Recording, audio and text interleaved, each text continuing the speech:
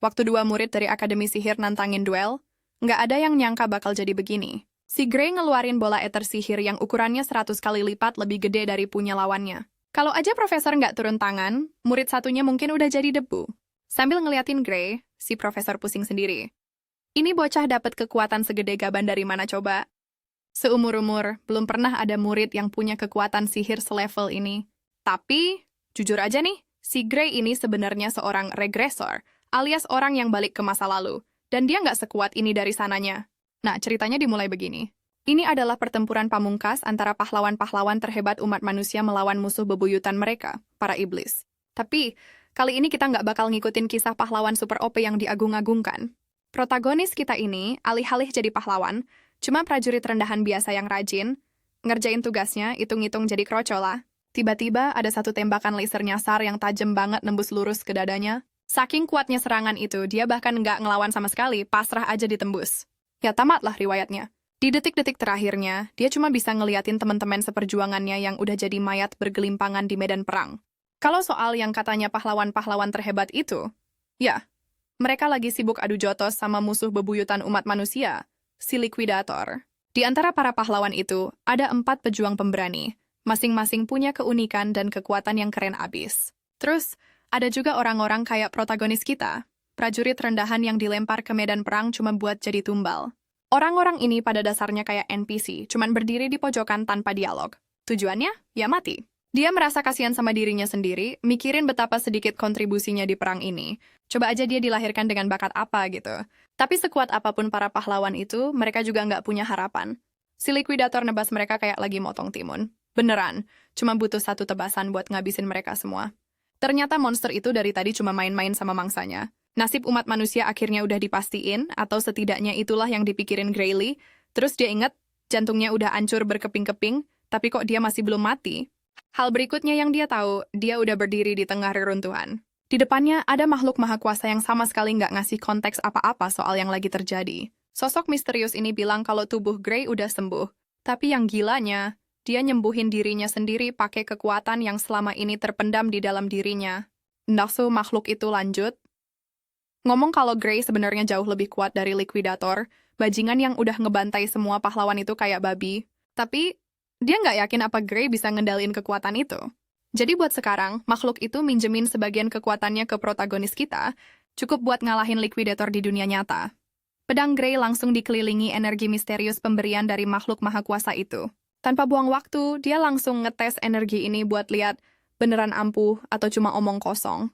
Ternyata, kekuatan ini beneran dahsyat, sampai-sampai si Liquidator aja muji kekuatan Grey. Tapi itu masih belum cukup. Pas Grey mau nyerang lagi, boom, dia ditebas jadi 2 kayak yang lain. Darah muncrat dari tubuhnya yang kepotong. Sementara si Liquidator anehnya muji dia lagi. Dia adalah orang pertama yang bisa bikin Liquidator terdesak sampai harus ngeluarin semua kekuatannya. Tapi Liquidator bakal dapat kejutan lagi. Grey belum selesai. Energi kehitaman itu memberinya kekuatan. Bagian bawah tubuhnya, yang semenit lalu hilang, sekarang udah terbentuk lagi, sepenuhnya dari energi gelap. Wah, dia udah kayak mod Black Clover beneran dengan pedang raksasanya itu. Pemandangan yang luar biasa, mikirin ada orang yang beneran bisa bikin Liquidator goyah. Musuh nggak punya pilihan lain selain masang perisai sarang lebah buat ngelindungin dirinya yang menyedihkan.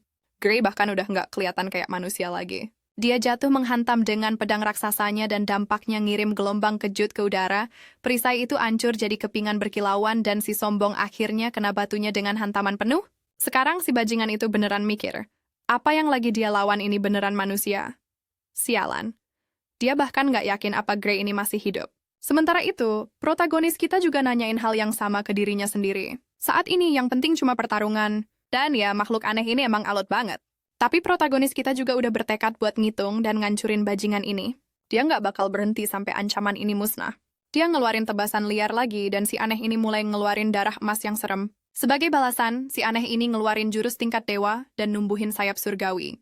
Kayaknya dia lagi main-main sama waktu. Siang berubah jadi malam, dengan bulan bersinar kayak lampu sorot dari para dewa. Keren banget sih, dan Grey ngakuin itu, tapi nggak cukup keren buat ngegoyahin kepercayaan dirinya.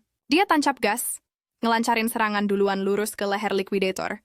Tapi anehnya pedangnya nggak nembus. Ada perisai aneh lagi di sekelilingnya. Terus dia mulai ngoceh ngalor ngidul yang bikin saya pusing. Katanya sih, di dalam dimensi senja sejati ini, nggak ada yang bisa ngelukain dia, Atau setidaknya itu klaim si bajingan ini. Dia nyuruh Gray lihat ke langit buat tahu separah apa situasinya. Ya, protagonis kita lihat ke atas karena penasaran dan ngeliat benda kayak bintang yang silau banget dengan intensitas gila. Terus, duar, benda itu jatuh kayak meteor dan ngancurin Gray dari muka bumi. Liquidator berdiri menang sambil natap kawah yang tersisa. Tapi untungnya, makhluk misterius dari tadi muncul lagi tepat waktu buat muter balik semuanya. Dan ngirim protagonis kita balik ke masa lalu dengan satu misi. Nyelamatin dunia. Oh ya, nama orang misterius itu Kronos. Kayaknya dia sama Liquidator punya semacam sejarah, tapi nggak ada yang mau cerita apa itu. Jadi, ya udahlah, balik lagi ke protagonis kita yang buka mata di lingkungan hijau yang damai tepat setelah dia kembali ke masa lalu. Suasananya tenang, damai, dan jujur aja, fotogenik banget. Ternyata dia ada di kampung halamannya, Desa Renato. Bukan cuma kampung halamannya, tapi versi masa lalunya. Dia kembali ke masa lalu hampir 15 tahun. Kayaknya Kronos nepatin janjinya. Gray dikirim balik ke masa lalu buat kesempatan terakhir nyelamatin dunia. Tiba-tiba rasa sakit yang nusuk ngejalar di tangannya. Pas dia lihat tangannya, dia sadar ada luka dan perban di pergelangan tangannya. Kalau dipikir-pikir lagi, ini adalah masa di mana dia jadi samsak tinju buat Belder dan gengnya. Tapi dengan kesempatan hidup baru ini, bakal menyedihkan banget kalau dia masih aja dibully. Tapi ya, nggak mungkin juga dia bisa ngelawan mereka langsung. Jelas bukan tandingannya. Kalau dipikir-pikir, ngalahin Liquidator aja kedengerannya kayak mimpi. Pokoknya, dia harus cari cara buat ngatasin para preman ini, atau dia bakal ngulangin penderitaan yang sama lagi. Kayaknya si protagonis nggak bisa istirahat sejenak, atau bisa, dia kebetulan banget ketemu sama bajingan-bajingan yang paling dia takuti. Tentu saja, itu Belder dan kroco-kroconya. Karena lagi bosen, mereka lagi nyariin protagonis kita. Pengen ngelanjutin tradisi bullying jadul mereka. Udah kayak agama baru buat mereka ngelempar pedang cadangan ke kakinya, nyuruh dia buat ngambil. Protagonis kita natap pedang itu, bingung. Dia masih belum ngerti apa mau para preman ini. Maklum, udah 15 tahun berlalu, jadi ingatan agak kabur. Sementara itu, Belder ngira Gray sengaja pura-pura nggak tahu, jadi dia dengan baik hati ngingetin soal latih tanding mereka yang biasa. Dengar itu, Gray langsung coba ngusir hama-hama ini dengan nunjukin tangannya yang luka. Dia bilang makasih atas undangannya, tapi sayangnya dia nggak bisa ikut karena lukanya belum sembuh. Tapi kayaknya si protagonis nggak bisa ngusir para gelandangan ini kecuali dia ngambil pedang dan berantem. Mereka bahkan ngeyakinin kalau pedangnya tumpul banget, jadi hampir nggak mungkin bakal luka. Tapi Gray tetap aja ngerasa masih bisa luka. Setumpul apapun pedangnya, tetap aja itu bongkahan besi. Satu pukulan salah di tempat yang salah bisa mesen tiket sekali jalan ke surga. Ya, ada benernya juga sih. Sekali sentil pelan di anu, kamu bakal langsung bungkuk nahan sakit yang luar biasa. Tapi kayaknya orang-orang ini nggak ngerti logika di balik kata-kata Gray. Si Belder pasang kuda-kuda, siap nyerang. Dia benci dengar kata enggak dari Gray, jadi dia nyerbu kayak banteng ngamuk. Buat mulai duel, Gray dikasih waktu buat ngambil pedang, tapi waktunya habis dan si Belder udah nyerbu aja. Protagonis kita ngerasa konyol banget, orang ini nyebutnya latih tanding, sambil nyerbu kayak lagi marah sama ibunya sendiri. Di saat itulah, Gray inget sesuatu yang dibilangin sama mantan dokter militer. Alasan ilmu pedangnya nggak pernah maju itu karena luka yang dia dapet pas kecil. Kalau dipikir-pikir lagi, mungkin ini luka yang ngubah hidupnya selamanya, dan maksa dia hidup jadi pecundang. Belder nyerang dengan pedangnya, tapi Gray langsung ngilang dan ngindarin serangan itu. Serius deh, Gray sendiri kaget bisa ngindar. Muka Belder, sementara itu, jadi tegang karena kesel lihat kelincahan yang luar biasa. Dia nyerang lagi, yang lagi-lagi dihindarin sama protagonis kita. Lalu serangan cepat ke arah kakinya juga dengan gampang dihindari. Si bajingan ini berusaha keras buat nyentuh protagonis kita. Dia kayak orang haus darah yang lagi ngejalanin misi, bertekad buat ngalahin lawannya. Tapi Gray lolos kayak ninja lagi mabok kokain. Awalnya Gray mikir Belder emang lambat, tapi terus dia sadar kalau bukan Belder yang jadi lambat, tapi dia sendiri yang jadi lebih cepat. Dia beneran ngindarin setiap serangan kayak lagi dikejar utang. Bahkan kroco-kroconya Belder aja nggak bisa ngabaikan apa yang mereka lihat. Gray kayak jadi orang yang beda total. Mungkin badannya nggak sekuat dulu, tapi dia masih punya ingatan dari setiap pertempuran yang pernah dia alamin. Dengan semua pengalaman itu di kepalanya, badannya udah kayak autopilot. Dia hampir nggak perlu usaha buat ngindarin serangan-serangan itu. Lalu Gray ngambil pedang buat ngelanjutin yang katanya latih tanding ini, yang udah nggak berasa latih lagi. Belder tenggelam dalam egonya sendiri, berusaha mati-matian buat ngehancurin Gray di bawah pedang tumpulnya. Protagonis kita udah muak, dia ngayunin pedangnya buat pertama kali. Sentakan tiba-tiba dari ayunan kuatnya bikin tangan Belder sakit bukan main. Itu aja udah nunjukin betapa payahnya Belder. Jujur aja, Gray malah ngerasa kayak pecundang di sini, berantem sama orang selemah ini. Tapi dia juga yakin Belder nggak pantas dikasihani sedikit pun. Dia bajingan yang udah ngebully Gray, ngerebut masa depannya, dan nyebabin semua penderitaan itu. Jadi dengan segala hormat, Gray bakal bikin Belder ngerasain apa yang udah dia lakuin. Di gerakan selanjutnya, Gray dengan gampang nepis pedang dari tangan Belder, langsung ngelucutin senjatanya, sementara Belder cuma bisa ngerasain malu. Gray sadar kalau orang ini lebih parah dari yang dia kira. Dia manfaatin kesempatan buat ngejek ketidakpecusan Belder main pedang. Satu tebasan aja udah bikin pedang Belder mental. Tapi ya, nggak punya senjata juga bukan masalah besar. Lagian, Belder sendiri yang ngotot bilang pedang tumpul ini aman banget buat dipakai berantem. Gray benar-benar ngamuk, ngayunin pedangnya cepet banget sampai beneran nyayat kulit Belder, bikin darah muncrat keluar. Begitu sadar situasinya gawat, lutut Belder langsung lemes dan dia ambruk. Tunggu sebentar. Gray kira dia pakai pedang tumpul. Kok bisa sih bajingan ini berdarah? Pas dia lihat pedangnya buat mastiin, ternyata emang tumpul. Tapi kalau pedangnya tajam, mungkin orang ini udah mati sekarang. Nah, jangan sampai kita ke-distract dari situasi yang ada. Gray ngayunin pedangnya dengan tepat, ngerontokin beberapa gigi dan bikin hidung Belder mimisan parah. Protagonis kita berdiri menjulang di atas si bajingan ini, bikin dia merinding seumur hidup. Selalu seru lihat bajingan sombong jadi nangis-nangis kayak gini. Kayaknya segini aja udah cukup buat bikin Belder tobat seumur hidup. Oh iya, kayaknya saya salah ngomong. Si bajingan ini masih belum kapok. Dia nyuruh kroco-kroconya buat ngeroyok protagonis kita dan ngehajar dia sampai babak belur. Kroco-kroconya ragu buat maju karena alasan yang jelas. Mereka barusan lihat bos mereka dihajar kayak anjing ya. Jadi nggak masuk akal kalau harus ngalamin nasib yang sama, padahal mereka bisa menghindar. Salah satu dari mereka nyaranin buat nyerang barengan biar Gray kewalahan. 3 orang itu langsung beraksi, ngepung protagonis kita dari segala arah. Tapi Gray tetap santai kayak biasa. Kalau mereka emang pengen mati, protagonis kita lebih dari siap. Semua orang langsung nyerbu dia, niatnya mau ngabisin dia di situ juga. Awalnya Gray sempet kasihan sama para gelandangan ini, dan mutusin buat ngebiarin mereka, tapi kayaknya mereka nggak bakal berhenti sampai dapat pelajaran. Jadi dia ngasih apa yang pantas didapetin sama para goblin selokan ini. Nggak lama kemudian, muka mereka bengkak kayak pantat babon abis dipijet tanpa ampun. Sekali lagi Gray ngerasa konyol banget. Kok bisa emoji nangis berbentuk manusia ini dulu jadi mimpi terburuknya? Dia ingat kalau kelompok ini sebenarnya murid di dojo pedang Seria. Si Belder ngakuin kalau mereka emang murid di dojo itu, tapi belakangan ini mereka jarang datang karena para biskuit lembek ini ngerasa udah cukup kuat. Yah, standarnya rendah banget buat orang yang katanya udah cukup kuat. Bukan berarti Gray ngarepin banyak dari dojo itu sendiri. Dia nunjukin minat buat gabung ke dojo, jadi dia mau para preman ini jadi referensinya. Belder nolak permintaan itu, soalnya dia nggak bisa ngebayangin konsekuensinya kalau gurunya tahu. Dia dihajar abis-abisan dengan cara yang memalukan. Gray tahu persis cara ngadepin orang-orang kayak gini. Dia cuman ngayunin pedangnya buat nakut-nakutin para pecundang ini, ngasih isyarat apa yang bakal terjadi kalau mereka nggak nurut. Lucunya, ancaman kecil ini manjur banget. Belder bukan cuma jadi rendah hati, tapi pukulan itu juga bikin dia lari secepat cita. Dia beneran ngebut di jalan biar bisa sampai ke dojo secepat mungkin, bahkan ninggalin teman-temannya. Beberapa saat kemudian mereka masuk ke kota. Sambil jalan, Belder nanya kenapa Gray tertarik gabung dojo. Ternyata dojo ini punya jatah rekomendasi ke akademi. Protagonis kita nggak perlu ngomong banyak, karena dia yakin Belder cukup dewasa buat ngerti apa tujuan utamanya. Salah satu dari mereka bertanya-tanya kenapa Gray masih perlu masuk akademi padahal dia sudah cukup kuat. Sedikit yang para bajingan ini tahu, protagonis kita tidak menetapkan standar serendah itu. Dia punya definisi cukup versinya sendiri. Dia ingat dengan jelas hari di mana semua pahlawan umat manusia dibantai seperti babi dalam sekejap mata, dan itu seharusnya menjadi barisan terkuat di dunia. Lupakan para pahlawan, bahkan dia sendiri tidak bisa melukai bajingan itu dengan semua kekuatan misterius yang dimilikinya. Hanya Tuhan yang tahu seberapa besar kekuatan yang dibutuhkan untuk mengalahkan bajingan itu, meskipun dia tidak sepenuhnya putus asa saat itu. Saat dia mendapatkan kekuatan gelap yang keren itu, dia merasa seperti makhluk maha kuasa yang bisa menghancurkan apa saja.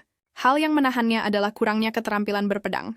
Dia selama ini cuma ngandelin beberapa trik yang dia pelajarin dari si master pedang. Kalau aja dia ngabisin lebih banyak waktu buat latihan ilmu pedang, kayak yang dilakuin si master pedang, dia yakin banget bisa ngebalikin keadaan sendirian. Mungkin ini alasan kenapa Kronos ngirim dia ke sini, buat ngegrinding abis-abisan sampai dia pantas buat make kekuatan gelap misterius itu lagi. Beberapa saat kemudian, kita ketemu sama guru yang dibicarain para preman itu. Kelompok itu lagi diomelin karena ngajak berantem warga sipil acak, dan yang lebih parah, semua yang mereka dapat setelah nantangin warga itu cuma kekalahan yang memalukan. Wanita yang mengintimidasi ini adalah instruktur dojo ilmu pedang, Saria. Belder coba ngejelasin kalau mereka sebenarnya nggak niat ngebully, cuman sekadar latih tanding biasa. Si malang ini akhirnya kena pukulan telak karena kebohongannya. Pukulan yang cukup keras buat ngirim dia ke bulan dengan tiket sekali jalan ini. Kroco-kroconya gemeteran ketakutan, berharap bisa selamat hari ini. Nggak usah takut, guys. Aksi yang baru aja dia lakuin, itu cuma pelajaran kecil yang mau dia ajarin ke para bodoh ini. Kalau mereka nyebut mukulin orang nggak bersenjata itu latih tanding, berarti yang dia lakuin juga termasuk latih tanding. Dia ngarahin pedangnya tepat di atas muka jelek Belder dan langsung ngusir dia dari dojo. Bukan cuma dia, krocok-kroconya juga ikut diusir. Dengan itu, para preman menyedihkan itu bawa pemimpin pecundang mereka dan pergi dengan menyedihkan. Dia langsung berbalik, duduk di kakinya, dan minta maaf ke murid barunya atas nama mantan murid-muridnya yang udah bikin banyak masalah. Protagonis kita nggak ambil pusing soal permintaan maaf itu, langsung ke intinya. Dia dengar kalau si protagonis mau rekomendasi ke akademi, dan si protagonis ngeyain. Karena Belder dan tim kelas 2-nya udah bikin banyak masalah, dia bersedia nulis surat rekomendasi, tapi sebelum itu dia mau si protagonis ngebuktiin kemampuannya. Kedua kontestan berdiri berhadapan, dengan pedang kayu di tangan. Sebagai senior, dia dengan murah hati ngasih kesempatan buat nyerang duluan, dan begitulah adu pukulan dimulai. Mereka bergerak cepet banget sampai yang kelihatan cuma jejak siluet dari serangan-serangan dahsyat mereka. Selama itu, Saria ngelakuin tugasnya, yaitu nilai kemampuan protagonis kita. Dia bisa lihat kalau ilmu pedangnya cukup praktis buat seusianya. Seolah-olah dia udah pernah ngalamin pertempuran yang nggak kehitung jumlahnya. Sekarang jadi masuk akal, kenapa para badut itu bisa dikalahin sama satu orang. Gaya bertarungnya sebagian besar otodidak, tapi sesekali permainan pedangnya mirip dengan yang diajarkan di akademi. Ini kemungkinan berarti ada seseorang yang pernah ngajarin dia meskipun tekniknya masih kasar. Tapi satu hal yang pasti, dia punya banyak bakat mentah yang nunggu buat diasah dan dimanfaatin sepenuhnya. Dia pada dasarnya nemuin berlian di antara bebatuan. Setelah dia selesai menilai, dia memutuskan buat ngakhirin duel dengan pukulan terakhir yang bakal dia kasih. Protagonis kita siap-siap dan dengan gampang nangkis serangannya. Tarian mengerikan ini dimulai lagi. Dia beneran nangkis setiap serangannya, kayak alergi sama damage. Ini bikin si wanita jadi cemas. Nggak adanya keraguan di pihaknya bikin dia bingung. Rasanya nggak ada serangan apapun yang bisa ngegoyahin kuda-kudanya. Sialan. Dia bahkan mulai kesel sama dirinya sendiri, mikirin kalau dia harus ngeluarin semua kemampuannya dalam latih tanding yang cuma buat ngukur kemampuan anak muda ini. Dia sampai kewalahan dan mulai ngerasa takut. Sesaat, dia kelihatan kayak makhluk iblis yang mau ngeluarin sesuatu yang dahsyat. Setelah berhasil selamat dari ayunan terakhir protagonis kita dengan mudah, dia sadar itu cuma ayunan liar. Setelah ayunan gila itu, Gray mulai merasa lelah dan tingkat energinya turun. Wanita itu melihatnya murung dan salah mengartikannya sebagai kelemahan dalam pertahanannya.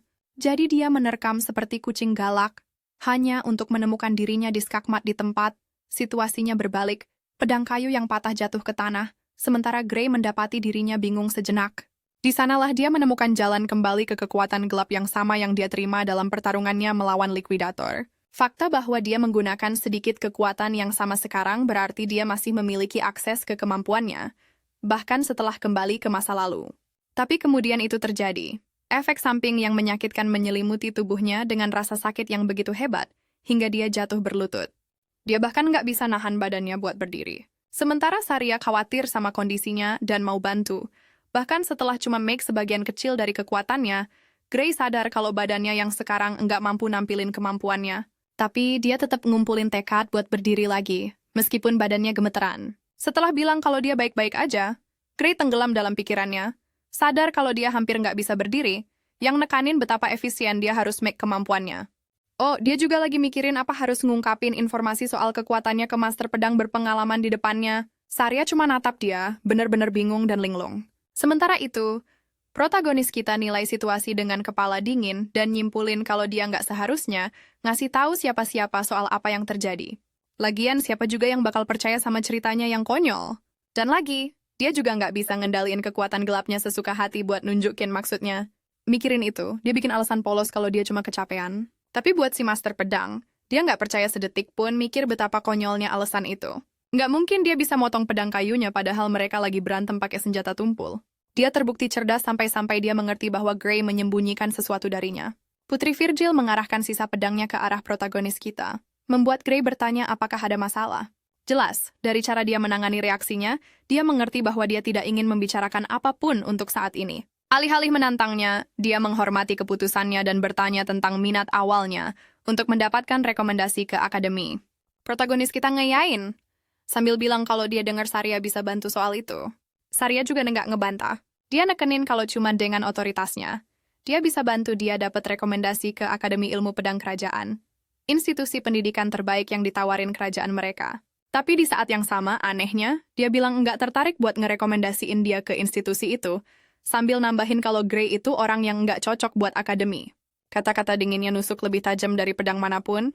Gray mulai nyalahin dirinya sendiri, ngeraguin kemampuannya dan ngakuin kalau dia terlalu lemah. Serangan terakhirnya adalah satu-satunya hal luar biasa yang dia lakuin di pertarungan itu.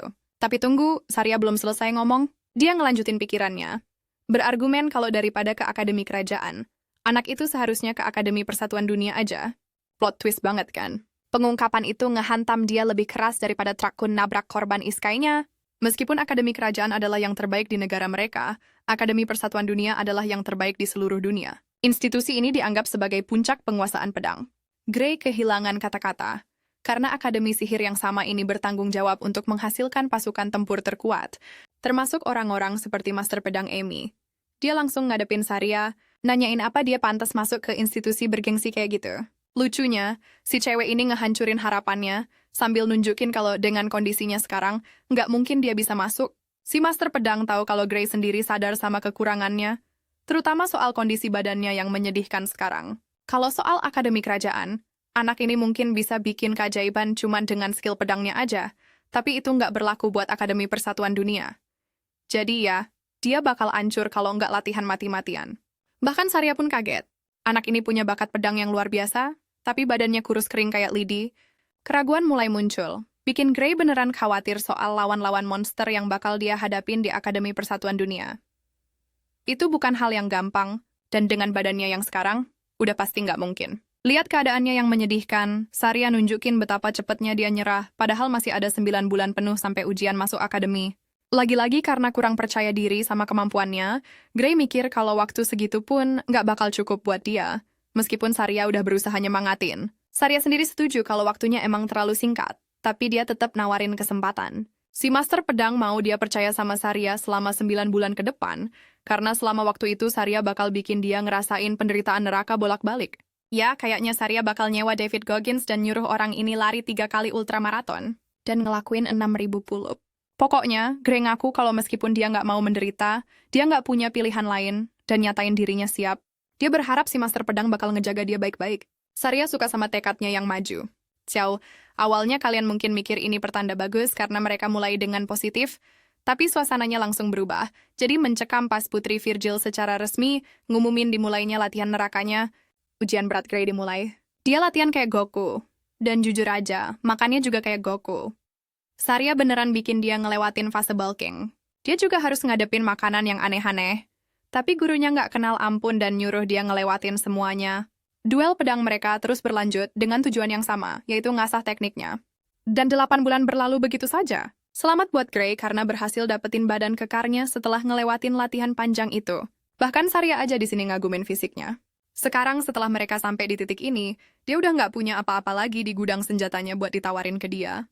Dia udah siap buat terjun ke dunia nyata sekarang, tapi sikap santainya bikin Gray bingung karena masih ada 1 bulan penuh sampai ujian masuk. Putri Virgil ngingetin protagonis kita kalau dia bakal ngabisin banyak waktu buat perjalanan ke lokasi ujian masuk, makanya dia harus berangkat lebih awal. Sebagai tanda terima kasih terakhir, Sarya ngasih sekantong uang, buat ngejamin perjalanannya lancar, ngurusin pengeluarannya selama sebulan.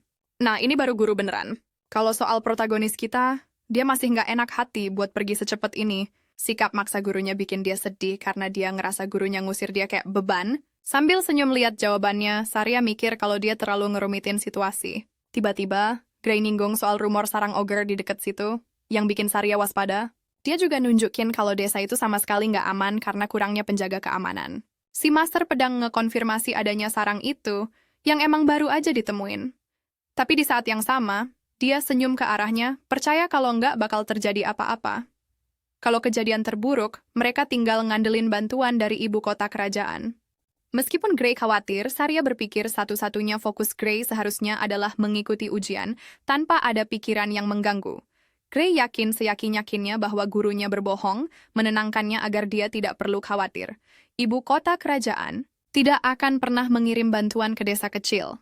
Dan ketika desa itu diserang dan dihancurkan oleh para ogre, itu pasti akan mengakibatkan kematian brutal Sarya. Di kehidupan aslinya, dia tahu kalau Sarya mati pas berantem sendirian. Pokoknya, dia nggak ngasih tahu Sarya soal ini, dan cuma nerima situasinya, sambil berterima kasih ke gurunya karena udah ngebantu selama ini. Gray berencana buat langsung pergi. Yang bikin Saria senyum, dia dan dua kepribadian besarnya ngedukung dia biar lulus. Beberapa hari kemudian, kita lihat adegan dia lagi ngelewatin jalan berbahaya buat ke sarang itu. Di sini, sisa-sisa tulang belulang manusia digantung secara mengerikan di pohon sebagai peringatan. Saria lagi coba ngelacak sarang itu pakai informasi yang dia dapat dari pengintai dan ngeliat jejak darah di depan. Dia tahu ada bahaya di depan, tapi sebelum dia ngelakuin apa-apa, si master pedang kaget sama suara familiar muridnya yang lagi duduk di atas dahan pohon. Dia nanya kemana gurunya yang tercinta pergi malam-malam begini. Dapat sambutan kejutan darinya, Saria nanya apa yang dia lakuin di sini padahal seharusnya dia fokus sama akademi. Sambil mendarat di tanah, dia ngejek Saria karena nanyain dia, padahal seharusnya dia yang nanya. Saria bohong pas bilang bakal ngabaikan situasi sarang itu dan ngebiarin ibu kota kerajaan yang ngurus. Sambil bikin alasan, Saria ngejelasin kalau ibu kota nolak datang karena urusan pribadi mereka. Makanya dia sendiri yang ngambil alih pekerjaan itu. Dia yakin sama kemampuan pedangnya, percaya kalau apapun yang ada di sarang itu bisa dia kalahin, apalagi setelah dapat laporan dari pengintai. Saria ngungkapin kalau lawannya bakal jadi ogre elit dan monster-monster kroconya sekitar 50 makhluk selain bosnya. Dia tahu ngelawan monster-monster itu bakal susah. Karena jumlah mereka, tapi itu nggak ngehentiin dia buat pergi. Ngomong-ngomong, bahkan Gray pun ngakuin kalau ogre elit itu nggak kuat, setidaknya nggak cukup buat ngalahin cewek sekelas dia. Tapi, yang jadi kelebihan para ogre itu adalah otak dan jumlah mereka yang banyak banget. Dengan begitu banyak dari mereka di sarang itu, Saria pasti bakal mati kalau mereka berhasil ngepung dan ngalahin dia. Selain itu, protagonis kita tahu satu hal dengan sangat yakin, karena pengetahuannya dari kehidupan sebelumnya. Ngebiarin Saria ngelaksanain misi sendirian itu sama aja kayak ngirim dia ke kematiannya. Dan pada akhirnya, desa juga bakal hancur, tanpa ada pelindung yang tersisa. Itulah masa depan kelam yang udah pernah dia alamin sebelumnya. Mengingat hal itu, murid muda itu meminta untuk bekerja sama dengannya, tetapi gurunya tidak baik, menyatakan bahwa dia baik-baik saja sendirian. Alih-alih membuang waktu mencoba, meyakinkannya bahwa dia tidak akan cukup, Gray dengan cerdik mengatakan kepadanya bahwa dia ingin mendapatkan pengalaman tempur yang nyata. Dia bahkan terus membuatnya merasa bersalah, menanyakan apakah dia takut dia akan menjadi beban di jalannya. Meskipun dia pintar, gurunya nunjukin betapa konyolnya apa yang baru aja dia bilang. Perbedaan skill mereka sekarang hampir identik, sampai-sampai si guru kesulitan ngelawan dia pas latih tanding. Bahkan dengan fakta itu, Saria ngingetin muridnya kalau pertarungan beneran itu jauh lebih beda, apalagi kalau ngadepin sarang monster kayak gini. Tugas ini mengandung bahaya yang sangat besar. Itulah alasan kenapa dia tidak ingin Gray mempertaruhkan nyawanya setidaknya sampai dia memiliki lebih banyak pengalaman tempur. Muridnya hancur mendengar keyakinannya. Bagaimanapun, Saria tidak bergeming dari pendiriannya. Jadi dia melakukan pilihan terakhir, sebuah ide yang ingin dia bagikan dengan gurunya. Awalnya Saria kaget, sampai Gray langsung nantangin dia berantem. Janji bakal bikin dia pingsan terus pergi sendiri ngadepin si ogre. Situasi jadi tegang. Murid baru aja nantangin gurunya berantem beneran, pedangnya ngarah ke Saria. Gray nungguin jawabannya. Sadar kalau muridnya sama keras kepalanya kayak dia, Saria ngaku kalah. Dia nggak mau muridnya pergi sendirian, jadi dia balik lagi ke usulan sebelumnya buat pergi bareng. Yang dia peduliin cuma dia balik utuh. Dan ya, One Piece itu nyata. Mereka berdua gabung dan masuk ke hutan buat ngadepin monster-monster. Malam makin larut dan akhirnya guru sama murid nemuin lokasi sarangnya. Monster-monster pinter itu manfaatin lingkungan buat keuntungan mereka. Mereka bikin sarang yang nggak ngasih celah buat kabur kalau ada yang berani datang ke sini buat nantangin mereka. Saria mikir kalau makhluk-makhluk itu pasti pede sama kemampuan mereka, sementara Gray berargumen kalau itu sebenarnya lebih merugikan. Buat mereka berdua, karena mereka harus berantem hati-hati sambil ngamatin dari jarak aman, dia agak kaget. Bosnya nggak ada di antara gerombolan itu, yang bikin dia mikir apa bosnya lagi sembunyi di tendanya. Kalau emang gitu, itu bagus buat mereka. Karena dengan begitu mereka bisa ngebunuh banyak kroco sebelum si ogre elit ngadepin mereka.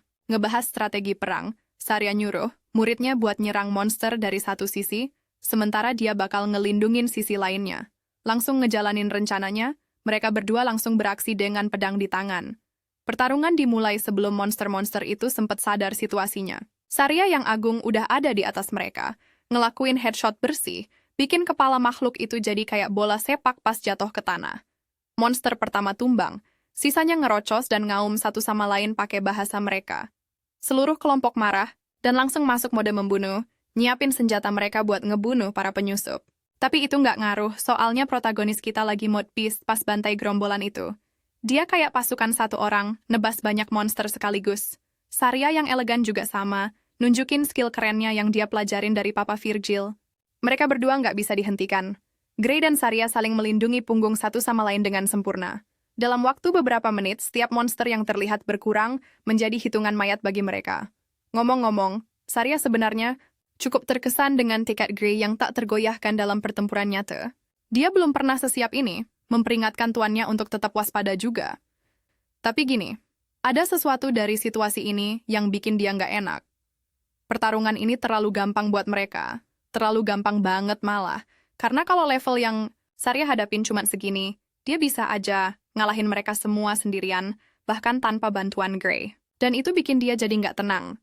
Karena apapun yang ada di dalam tenda itu, pasti bakal jauh lebih serem dari apapun yang pernah mereka hadapin sejauh ini. Ngomong-ngomong soal itu, sepasang mata mengancam dari makhluk itu bersinar nembus tenda yang gelap, melototinya dari jauh. Begitu Grey bersentuhan dengan mata makhluk itu, dia gemetar kaget. Meskipun kuat, dia meringkuk dan memberitahu tuannya bahwa mereka harus segera pergi. Bahkan Saria tidak mengerti apa yang merasukinya. Tiba-tiba, tanpa menjelaskan apa-apa, dia berteriak padanya untuk lari, dengan begitu banyak ketakutan dalam suaranya sehingga Saria tidak menanyainya. Dia cuma ngikutin perintahnya dan langsung lari. Ngejar dia. Pas mereka lagi lari, mungkin kamu mikir mereka bakal lolos, tapi enggak. Karena lawan mereka yang serem banget itu beneran loncat dari langit dengan lompatan vertikal yang gede. Grey, ketakutan pas monster itu napakin kakinya ke tanah, ngadepin manusia-manusia nekat itu. Ekspresi Saria berubah jadi kaget. Nunjukin gimana monster boss itu secara pribadi datang ke mereka buat bertarung. Tapi terus Grey ngejatohin bom yang nggak disangka-sangka. Ini sama sekali bukan monster boss. Tepat pas dia mau ngungkapin lokasi boss yang sebenarnya, suara monster meraung ke arah mereka dari belakang. Auman provokatif ini ngelepasin gerombolan makhluk lain buat ngejar mereka. Suara yang bikin merinding itu memekakan telinga buat Saria, tapi buat para ogre, itu udah ngubah mereka jadi maniak haus perang. Saria gemeteran ketakutan, gagal memahami perasaannya sendiri. Ada makhluk yang lebih menakutkan, lebih sangar dari ogre elit. Dan itu lagi ngomandoin seluruh kelompok. Akhirnya, Grey ngungkapin kalau mereka lagi ngelawan seorang Jenderal Ogre. Dia bos sebenarnya dari sarang monster itu. Harus saya ingetin guys, mereka sekarang beneran kejepit. Di satu sisi ada Ogre Elite, ngeblokir jalan kabur mereka. Balik lagi juga bukan pilihan, karena gerombolan besar nungguin mereka, bareng sama bos sebenarnya dari sarang itu. Saria ngungkapin rasa kagetnya, tahu banget kalau mereka nggak bisa ngadepin monster kayak gini, bahkan di level mereka sekarang. Satu-satunya kesempatan mereka buat menang adalah dengan ngebunuh Ogre Elite di depan mereka buat kabur. Jadi dia ngelakuin persis itu dengan nyerang si monster dan ngaduin senjatanya sama senjata si monster. Bertekad buat menangin pertarungan ini, dia manfaatin celah dan ngasih luka tajam di badan si monster. Darah muncrat dari lukanya dan meskipun biasanya ini pertanda bagus, kekhawatirannya malah makin parah pas dia sadar lukanya sembuh lagi. Sementara itu, protagonis kita lagi berantem sama puluhan monster, sendirian, sambil nge-share pengetahuannya soal kemampuan Jenderal Ogre. Katanya, aumannya bisa ningkatin kekuatan dan kecepatan pemulihan monster secara signifikan. Pada dasarnya, mereka lagi ngelawan Ogre Elite yang pakai steroid. Ngalahin yang biasa aja udah susah banget sekarang, sampai-sampai Grey aja kesulitan nebas salah satu monster. Dia nyuruh Saria buat ngelindungin punggungnya.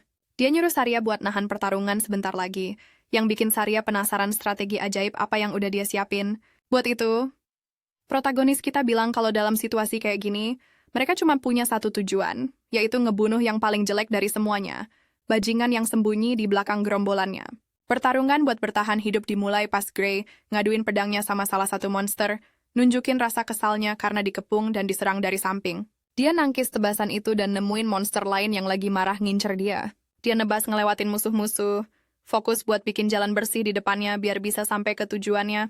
Tapi karena ceroboh, dia pakai tenaga terlalu banyak sampai pedangnya beneran hancur. Ini bener-bener masalah, karena sekarang dia nggak punya satu-satunya senjata yang dia andelin. Dia ngindarin tebasan ke bawah dari Ogre yang udah diperkuat dan prioritasin perhatiannya buat ngeluarin pedang cadangannya. Ya, ini karakter utama paling pinter yang pernah saya lihat, bahwa pedang kedua itu artinya siap sedia. Pokoknya, Grey khawatir pedangnya nggak bakal tahan lama. Buat nolongin dia, Gurunya ngelempar pedang cadangannya, ngasih dia kesempatan lagi buat menang. Dengan kedua pedang cadangan di tangannya, dia punya kesempatan bertarung yang lebih baik. Tapi tetap aja, ini nggak bakal cukup buat ngebunuh semua monster ini. Gesekannya terlalu banyak buat sampai ke General Ogre sambil ngalahin anak buahnya. Percaya sama kemampuannya, orang ini jadi gila, ngeluarin tebasan super cepat ke musuh-musuhnya. Momentum majunya kehalang pas salah satu ogre coba nyerang dia. Untungnya dia ngindar terus cepet-cepet nahan serangannya. Pertarungan ini bikin dia capek, tapi dia tetap dapat kemajuan yang signifikan ngadepin monster-monster di depannya. Si General Ogre ngerasa terancam dan mutusin buat ngeluarin auman monster kedua. Yang bikin Grey ngeri, makhluk-makhluk yang udah diperkuat itu barusan dapat tambahan kekuatan lagi. Orang ini lagi nggak enak badan karena dia makin kesulitan ngadepin mereka sekarang. Grey sadar kalau si General Ogre cukup pinter buat ngeliat strateginya. Sekarang karena dia tahu apa yang mau dilakuin si manusia, si General Ogre terus-terusan ngaum buat mancing anak buahnya berantem. Sambil nahan salah satu serangan, Grey ngelewatin monster-monster buat langsung maju. Sekerumunan monster udah siap nyambut dia. Daripada ngadepin satu-satu, dia dengan efisien nebas yang benar-benar ngehalangin jalannya. Tapi itu pun ninggalin goresan dan luka di seluruh badannya. Pertumpahan darah ini bikin dia lemes pas dia berjuang. Ngelewatin serangan bertubi-tubi mereka. Karena lengah, dia di-tackle sama salah satu ogre dan dikunci. Keadaan kayaknya makin buruk buat dia karena para ogre berhasil ngejebak dia di tempat yang mereka mau. Untungnya, karena mereka terlalu marah, mereka jadi nggak bisa kerja sama. Soalnya salah satu dari mereka nebas temannya sendiri tanpa mikir. Grey nyimpulin kalau strategi mereka mungkin buat ngerusak pedangnya. Pas dia lagi ngelamun, seekor ogre kekar ngelayangin tinju kuat buat ngehancurin kepalanya. Ini situasi hidup atau mati dan dia jelas nggak bisa kena pukul. Jadi dia pakai pedangnya buat ngurangin kerusakan. Tapi tetap aja dia kelempar ke tanah dengan hantaman keras cuma dari daya benturannya. Mendapati dirinya di ujung tanduk, pria ini masih mencoba bangkit dalam kondisinya yang hancur. Itulah definisi seorang jagoan dengan serangan sebelumnya yang menghancurkan pedang cadangannya. Sekarang dia hanya memiliki satu pedang tersisa dan puluhan ogre untuk dibantai, serta bos mereka. Sekali lagi, situasinya tidak berpihak padanya. Faktanya, hampir mustahil untuk keluar dari situasi ini. Meskipun mengalami regresi, dia sepenuhnya memahami situasinya. Saat ini, Grey tidak bisa menang, tidak melawan begitu banyak monster haus darah yang membuatnya lelah, jadi dia memutuskan untuk mengubah strategi pertempurannya, berteriak pada tuannya, untuk melarikan diri selagi dia masih bisa menjadikan dirinya umpan untuk pelariannya. Saria dengar ini dan senyum nolak buat ngelakuin itu ke dia. Dia masih ngelawan ogre elit yang kuat, tapi Grey nggak ngerti kenapa dia masih nekat berantem. Dia ngeyakinin Saria buat lari karena dia bakal nyusul nanti, tapi Saria nolak sarannya sambil ngungkapin dengan ngeri kalau dia udah nggak bisa lari lagi. Dia dapat luka parah di pahanya, bikin harapan Grey hancur jadi abu. Bahkan cara itu pun udah nggak mungkin sekarang. Nggak ada jalan lain selain maju ke kematiannya, ngayunin pedangnya dengan marah. Dia mikirin alasan kenapa dia bisa balik ke masa lalu, meskipun nanggung tujuan seberat ini. Semua itu bakal berakhir tragis. Pedang terakhir protagonis kita juga retak dan hancur berkeping-keping, tapi dia tetap nggak mau ngaku kalah meskipun udah kehilangan senjatanya. Grey nolak buat nganggep ini akhir hidupnya. Kalau aja dia bisa make kekuatan dari masa depan, kemampuan mengerikan yang bisa ngimbangin si Liquidator dan ngelukain dia. Kalau dia bisa make-nya, bahkan cuman sesaat, monster-monster ini bakal hancur berkeping-keping. Sambil ngebayangin kuat-kuat perasaan yang dia alamin waktu itu, dia ngangkat pedangnya yang patah, masuk ke kondisi meditasi. Dan pas dia buka mata lagi, Grey bukan lagi si lemah yang dulu. Satu tebasan gelap yang membara ngancurin para ogre. Ngubah mereka jadi abu dengan pedang hitamnya yang menyala. Bahkan Saria pun nggak ngerti apa yang lagi terjadi, tapi kayaknya protagonis kita masih bisa ngendaliin diri, soalnya bahkan setelah make kekuatan gelapnya, dia masih bisa senyum lega. Dalam beberapa detik berikutnya, Grey menebas setiap makhluk yang terlihat, termasuk General Ogre. Bahkan gurunya tidak bisa memahami apa yang baru saja terjadi. Dia terlalu sibuk harus fokus pada ogre elit di depannya. Tapi sekarang setelah General Ogre terbunuh, kemampuan penguat tampaknya telah hilang. Saria mengerti bahwa sekarang dia dapat dengan mudah membunuh binatang itu karena tidak lagi memiliki kemampuan untuk beregenerasi. Pakai versi KW-nya Judgment Cut N, dia nebas makhluk itu sambil bilang kalau ogre elit itu bukan apa-apa tanpa tuannya. Akhirnya mereka menang. Mereka berdua berhasil ngelawan semua rintangan dan menang, meskipun secara ajaib berhasil ngalahin seluruh gerombolan ogre. Grey tetap minta maaf karena udah ngerusakin pedangnya.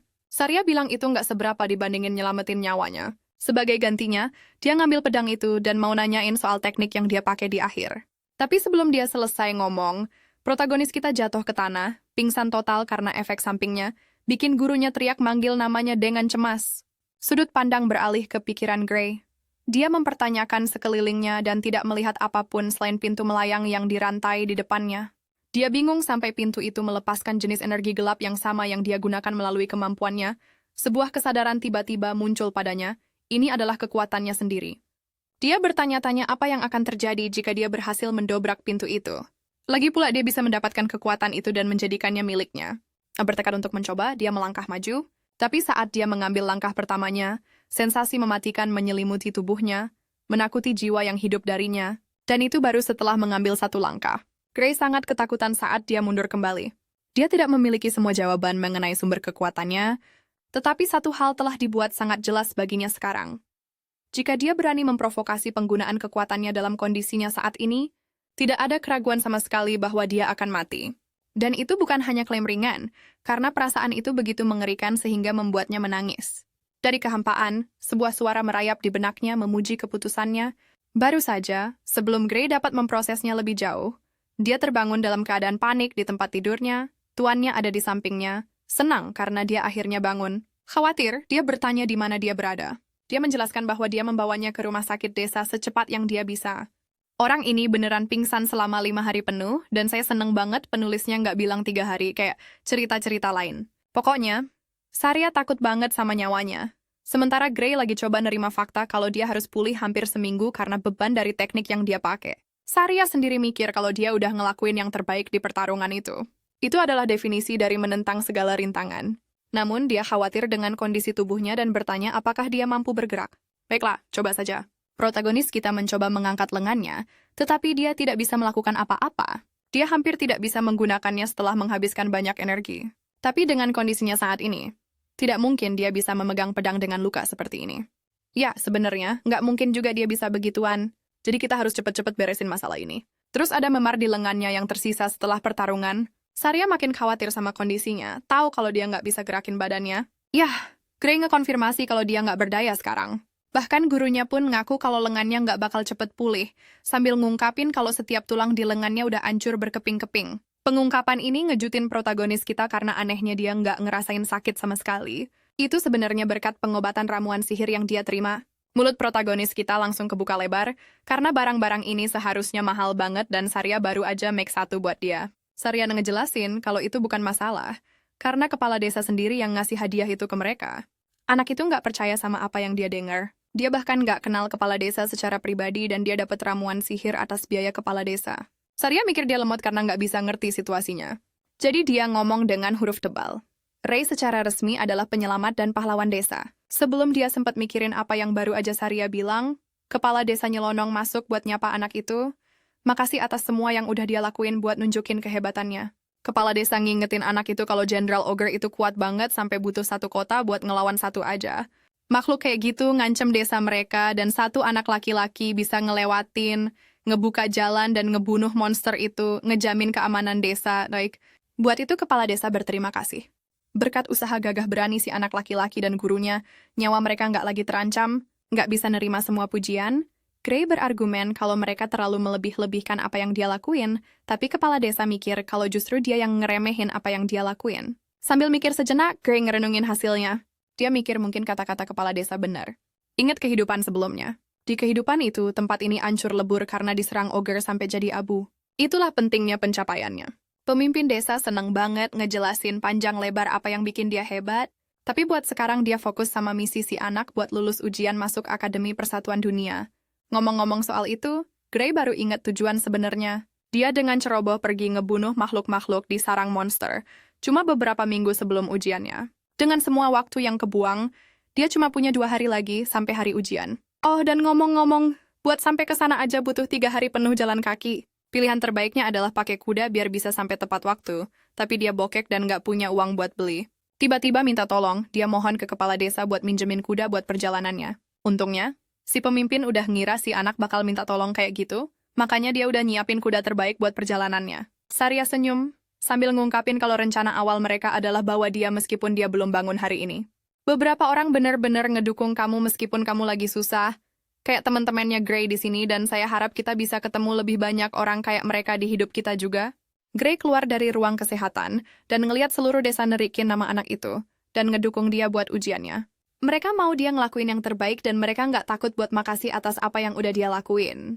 Warga desa bahkan ngedukung dia dengan sekantong uang yang disumbangin semua orang, sedikit demi sedikit, biar dia bisa daftar ujian masuk dan ngebiayain hidupnya di akademi. Anak itu bersyukur banget sama warga desa yang udah nunjukin banyak cinta dengan dukungan mereka. Dia juga sambil bercanda bilang kalau bakal malu banget kalau dia gagal dan balik lagi. Saria sangat yakin dengan muridnya, menekankan bahwa para pendaftar ujian masuk tidak mampu mengalahkan seorang Jenderal Ogre sendirian. Tapi bukan itu satu-satunya kekhawatiran.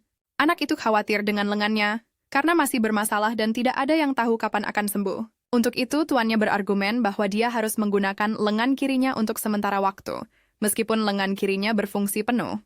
Cuma aja dia lebih terbiasa pakai tangan kanannya. Tapi gurunya mikir dengan level skillnya, itu nggak bakal jadi masalah. Gray nge-share kekhawatirannya, bilang kalau level ujian masuk mungkin terlalu berat buat dia, sampai-sampai satu tangan bakal ngehambat dia. Tapi Saria, ngerti kalau guru-guru atau penguji di akademi punya mata yang tajam. Pas mereka lihat bakatnya, mereka bakal milih dia. Anak itu naik kuda, sementara gurunya dengan yakin bilang kalau dia bakal lulus. Cuma itu satu-satunya hasil. Sambil berterima kasih atas semua yang udah dilakuin gurunya, dia janji nggak bakal gagal. Nginget gimana desa itu ancur lebur di kehidupan sebelumnya, dia senang orang-orang ini dapat kesempatan kedua bareng dia. Dunia udah mulai berubah dari sekarang, dan dia bakal mastiin buat ngasih pengaruh ke masa depan dengan kekuatan barunya.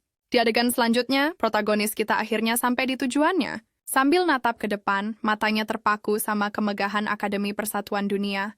Di arena, penguji ngumumin pembagian tiket ujian.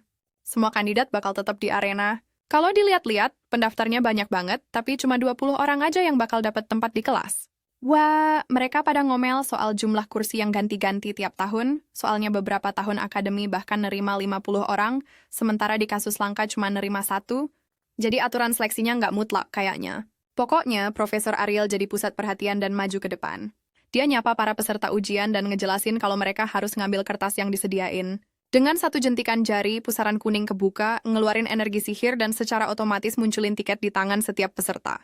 Protagonis kita ngambil tiketnya. Nomor pesertanya 513 buat jurusan Anggar. Profesor Ariel nambahin kalau tiket mereka cuma ngasih detail paling penting, tapi nggak usah khawatir, karena prosesnya sama tiap tahun. Dia juga ngekonfirmasi kalau akademi nggak peduli sama umur atau gender, kebangsaan atau kelas. Dengan kata lain, mereka benar-benar nggak peduli kalau kamu helikopter serbu atau bukan. Mereka bahkan nggak peduli buat tahu nama-nama mereka. Kandidat yang ditakdirin lulus bakal dimintain informasi lebih lanjut, tapi buat semua peserta di sini itu nggak penting.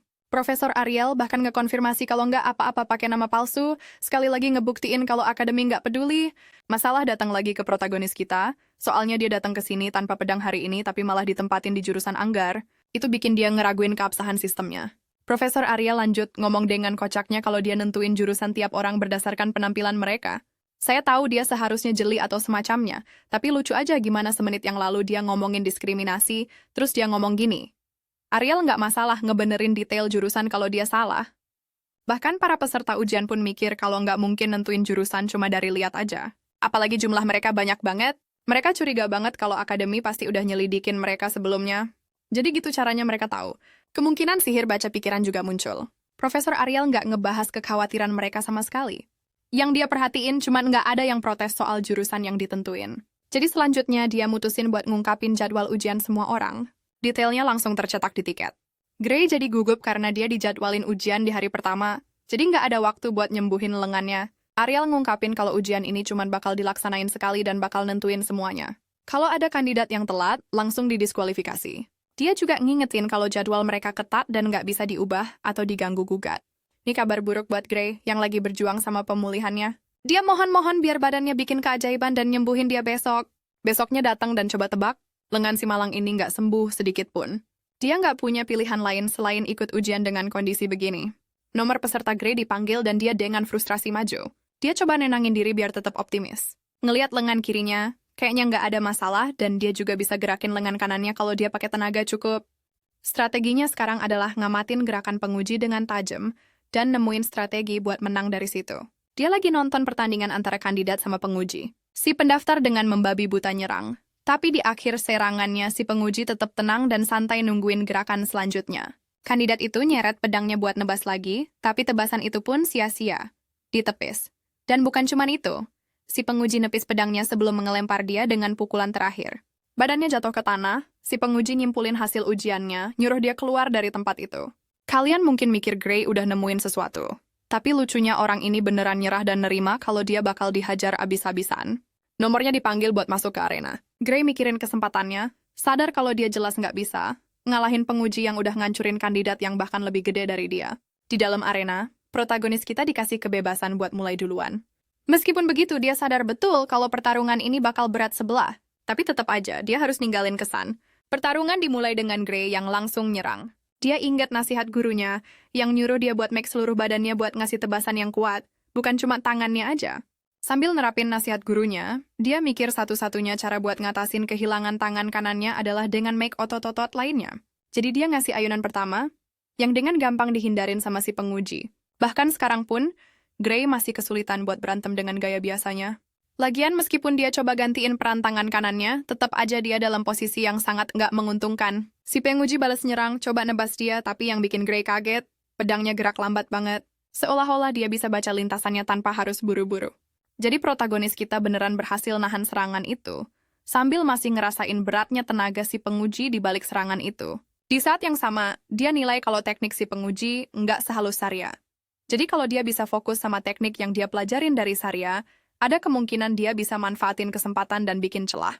Dengan strategi itu di kepalanya, Gray maju dengan kekuatan penuh buat ngalahin si instruktur. Oh, dan si instruktur beneran kedorong mundur. Kecepatannya jadi bumerang buat dia sendiri. Gray jadi makin pede, sadar kalau dia bisa dengan gampang ngalahin penguji ini. Kata-kata gurunya kebayang lagi di kepalanya. Pedang mereka beradu sekali lagi, tapi Gray ngalahin lawannya dengan tangkisan penuh. Siap buat ngakhirin pertarungan dengan kepercayaan diri barunya, Gray terus nyerang tanpa henti sementara si instruktur berusaha keras buat ngendaliin tempo. Meskipun protagonis kita udah tahu teknik lawannya, ngalahinnya dengan handicap tetap aja tugas yang berat. Dia manfaatin celah kecepatan dan nyelipin tusukan lurus tapi malah meleset. Perbedaan kekuatan murni emang terlalu besar.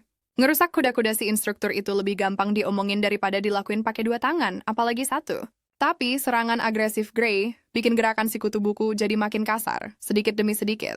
Bakal agak berisiko sih, tapi dia bisa coba peruntungannya di sini. Dengan rencana yang jelas di kepalanya, Gray ngebiarin si instruktur mendorong dia ke pinggir panggung, ngebuka celah pertahanan yang gede banget. Seperti yang diduga, si kacamata kemakan umpan dan langsung nyerbu buat pukulan penutup. Si instruktur kena jebakan paling klise. Dia ngelakuin ayunan lebar dan terbuka. Sesuai dugaan Gray, si pejuang muda ini ngatur kuda-kudanya dan ngebiarin ayunan itu datang. Nggak ada yang lebih mungkin ngebuka celah selain serangan yang gegabah dan serakah. Ayunan besar dan gampang ditebak itulah yang dia butuhin buat manfaatin keunggulan kecepatannya. Dalam sekejap dia udah sampai di sisi rentan si instruktur. Sebesar apapun perbedaan kekuatannya, kamu yang nggak bisa nahan serangan ganas dari belakang. Beberapa milidetik sebelum nusukin pedangnya buat menang, wasit turun tangan buat nandain akhir pertarungan. Gray nahan diri dan nurunin pedangnya. Pertandingannya udah selesai, tapi rasanya terlalu cepat. Dengan waktu ujian yang udah habis, wasit ngumumin hasil pertarungannya seri. Si pemuda ini nahan kesel. Dia gagal setelah semua kerja keras yang udah dia lakuin, dia nggak bisa nyelesainnya. Dia megang pedang andalannya erat-erat sejenak sebelum ngelepasin genggamannya. Gray jalan ninggalin panggung dan nerima hasilnya dengan lapang dada.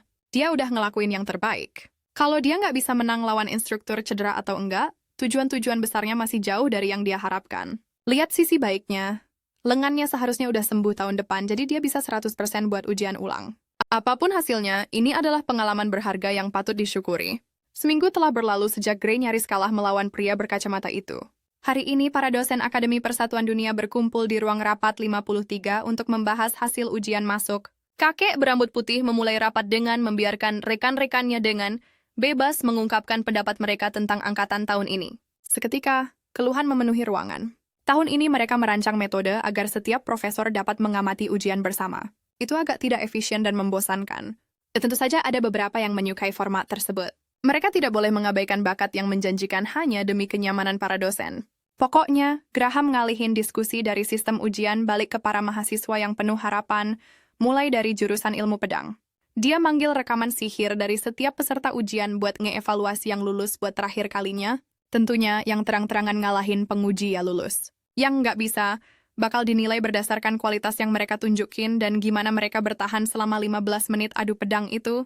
Selain yang benar-benar ngebabat abis si instruktur, mereka ngerucutin kandidat unggulan jadi nomor 5, 2, 17, dan 7-53. Semua setuju buat narik garis cuma dengan 3 orang itu. Kalau nambahin bakat yang lebih rendah lagi, Kasian anak-anak itu nggak bakal bisa ngikutin di kelas. Nggak ada yang nentang garis yang udah ditarik. Jadi kandidat yang berhasil buat jurusan ilmu pedang udah dikonfirmasi dan dikunci, atau setidaknya seharusnya begitu, sampai ada suara iseng yang nyebutin kandidat nomor 5, 13, Gray Lee. Suara itu datang dari nggak lain dan nggak bukan Profesor Ariel yang misterius berambut merah. Karena dia nyebutin nomor yang nggak familiar, profesor-profesor lain langsung muter rekamannya. Mereka harus ngakuin, kalau dikasih sedetik lagi, si pemuda itu kemungkinan besar bakal menang, tapi dia ngandelin jebakan cuma buat ngalahin seorang penguji. Akademi mungkin bakal terlalu sulit buat dia. Mereka yang punya mata terlatih buat ilmu pedang bisa lihat teknik yang solid, kurangnya kekuatan, dan ketidakcocokan yang jelas dari awal sampai akhir.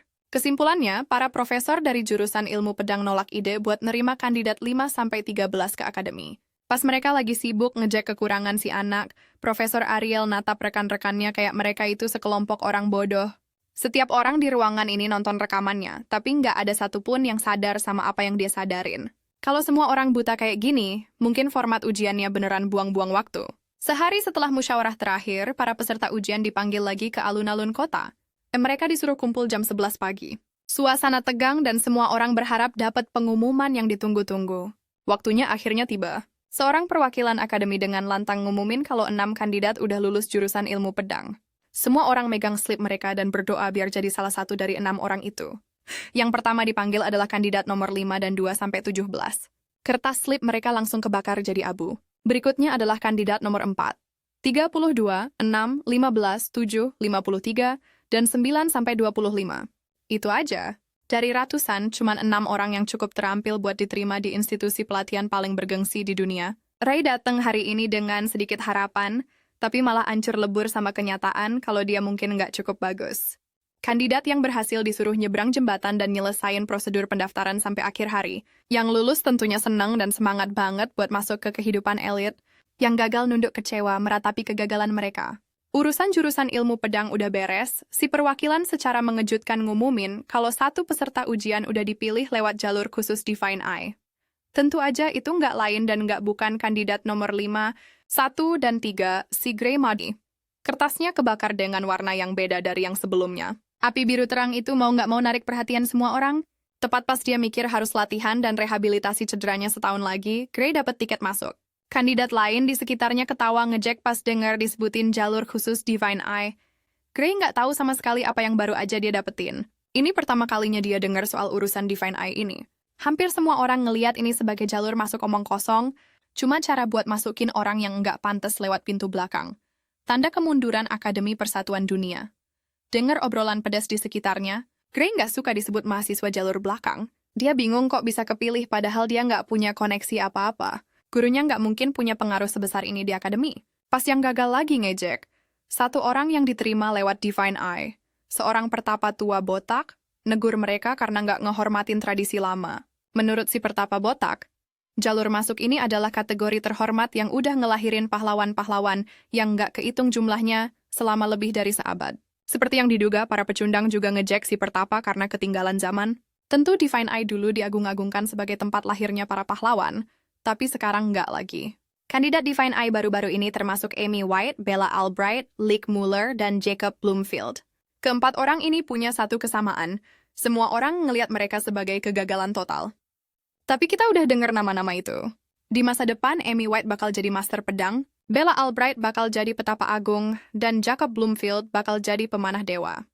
3 orang ini bakal sampai di puncak keahlian mereka sebagai kekuatan utama ngelawan likuidator. Sekarang nama Gray Lee bakal disebut bareng legenda-legenda ini. Yang lulus disambut dan dikasih seragam buat ganti. Upacara pembukaan bakal segera dimulai dan para mahasiswa baru harus kumpul di alun-alun depan kantor utama. Gray nyobain baju barunya dan pas banget. Blazer hitamnya dengan hiasan emas dan lambang akademik keren abis. Dia yang tadinya ngerasa kalah jadi ngerasa gagah bareng teman-teman seangkatannya. Pas mereka sampai di alun-alun, beberapa mahasiswa baru bingung. Nggak ada apa-apa di sana. Kebingungan itu sirna pas seorang staf akademi lari ke arah mereka dengan ekspresi minta maaf. Dia ngejelasin kalau ada sedikit keterlambatan nyiapin upacara karena ada kesalahan. Untungnya, nggak butuh waktu lama buat ngebenerinnya. Buat itu, para mahasiswa baru harus mundur sedikit lebih jauh biar bisa dipasang. Para mahasiswa baru nurutin instruksi staf dan nonton dengan ragu. Pak staf berlutut dan mulai ngutak-ngatik tanah. Setelah sedikit persiapan, dia nyentuh lantai dan ngaktifin lingkaran sihir raksasa dalam sekejap mata. Tiba-tiba, ratusan kursi yang disusun kayak kolosium muncul dari lingkaran sihir. Para mahasiswa baru melongo.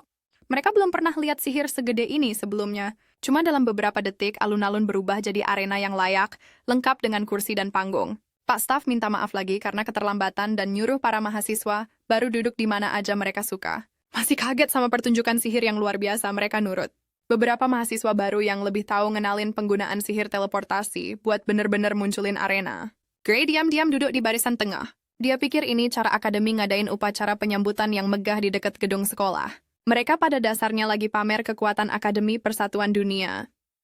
Setelah semua orang duduk, mahasiswa baru lainnya komen kalau jumlah kursinya agak berlebihan. Cuma ada 30 orang yang hadir, tapi ada ratusan kursi. Nah, itu karena sesuai namanya Akademi Persatuan Dunia, institusi ini ngumpulin yang terbaik dari seluruh dunia. Kalau kamu lihat ke langit, kamu bakal lihat maksudnya. Puluhan kapal udara dan kereta naga terbang di atas, nutupin matahari. Sambil lihat ke atas, Gray ngenalin kapal udara sihir terbesar sebagai Strato Queen. Dia pernah naik kapal raksasa ini pas dia jadi umpan buat pasukan penakluk likuidator. Benar-benar sesuai sama reputasinya. Ngeluarin sesuatu yang begitu mengesankan buat upacara penyambutan biasa, cuma cara lain buat pamer ke anak baru, Akademi Persatuan Dunia emang jago pamer kekuatan. Setelah semua kapal mendarat dengan aman, mahasiswa yang lulus ujian masuk ketat di berbagai penjuru dunia keluar. Mereka ngisi kursi yang tersisa, menuhin tribun. Dengan semua orang udah kumpul, saatnya mulai. Staf yang tadi munculin arena ngasih sinyal dimulainya sisa hidup mereka. Setelah semua pameran pengaruh yang heboh, ujian masuk dilanjutin dengan pidato singkat dari kepala sekolah. Gray ngerasa agak bosan di kursinya, meskipun dia lagi masuk ke akademi paling bergengsi di dunia. Seluruh upacara ini rasanya kayak pertemuan membosankan lainnya. Selanjutnya, kepala sekolah manggil mahasiswa terbaik dari setiap jurusan ke podium. Cowok yang duduk di sebelah Gray berdiri. Nama si pirang ini Leonhardt, mahasiswa terbaik dari jurusan ilmu pedang. Pas dia dengan percaya diri turun tangga, gosip tentang prestasinya yang luar biasa, ngalahin penguji dalam sekejap mulai nyebar. Beberapa bahkan bilang kalau mahasiswa baru ini udah sebagus profesor manapun dalam hal main pedang. Leonhardt Appius kelihatan kayak mata-mata yang ditugasin buat bikin keluarga palsu sama seorang pembunuh bayaran dan seorang gadis kecil yang bisa baca pikiran. Gray nggak terkesan, cuma sedikit penasaran. Sebelum mulai pidatonya, Leonhardt ngekonfirmasi kalau dia boleh ngomong bebas dari hati. Begitu dikasih lampu hijau, dia noleh ke teman-teman seangkatannya dengan tatapan tajam. Dia buka pidatonya dengan ngajuin keluhan resmi ke akademi. Pertama-tama, dia ngucapin selamat ke teman-temannya yang diterima dengan cara yang benar. Dia ngelihat ini sebagai kehormatan besar buat jadi salah satu yang terbaik dari generasi sekarang. Leonhardt berharap mereka semua lulus jadi orang yang bisa ngasih kontribusi berarti buat dunia.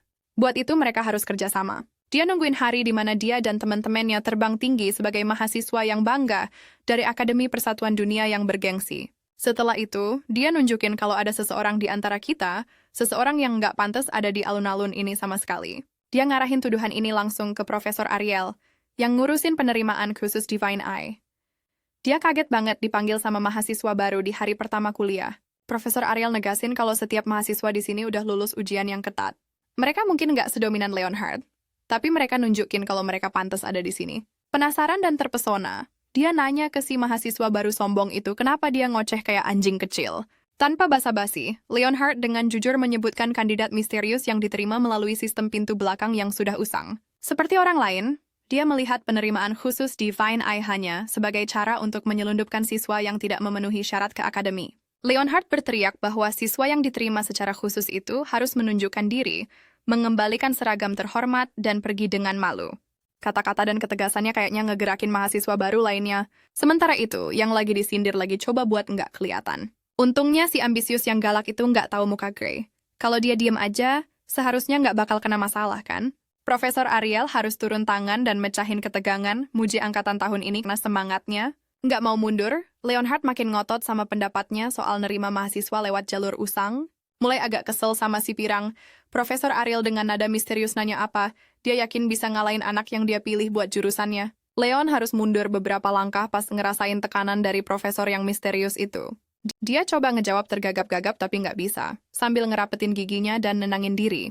Leonhardt dengan yakin ngejawab kalau dia bisa ngalahin abis-abisan mahasiswa yang enggak pantas itu. Ariel udah ngira bakal dapet jawaban kayak gitu. Dia suka cowok yang punya sikap.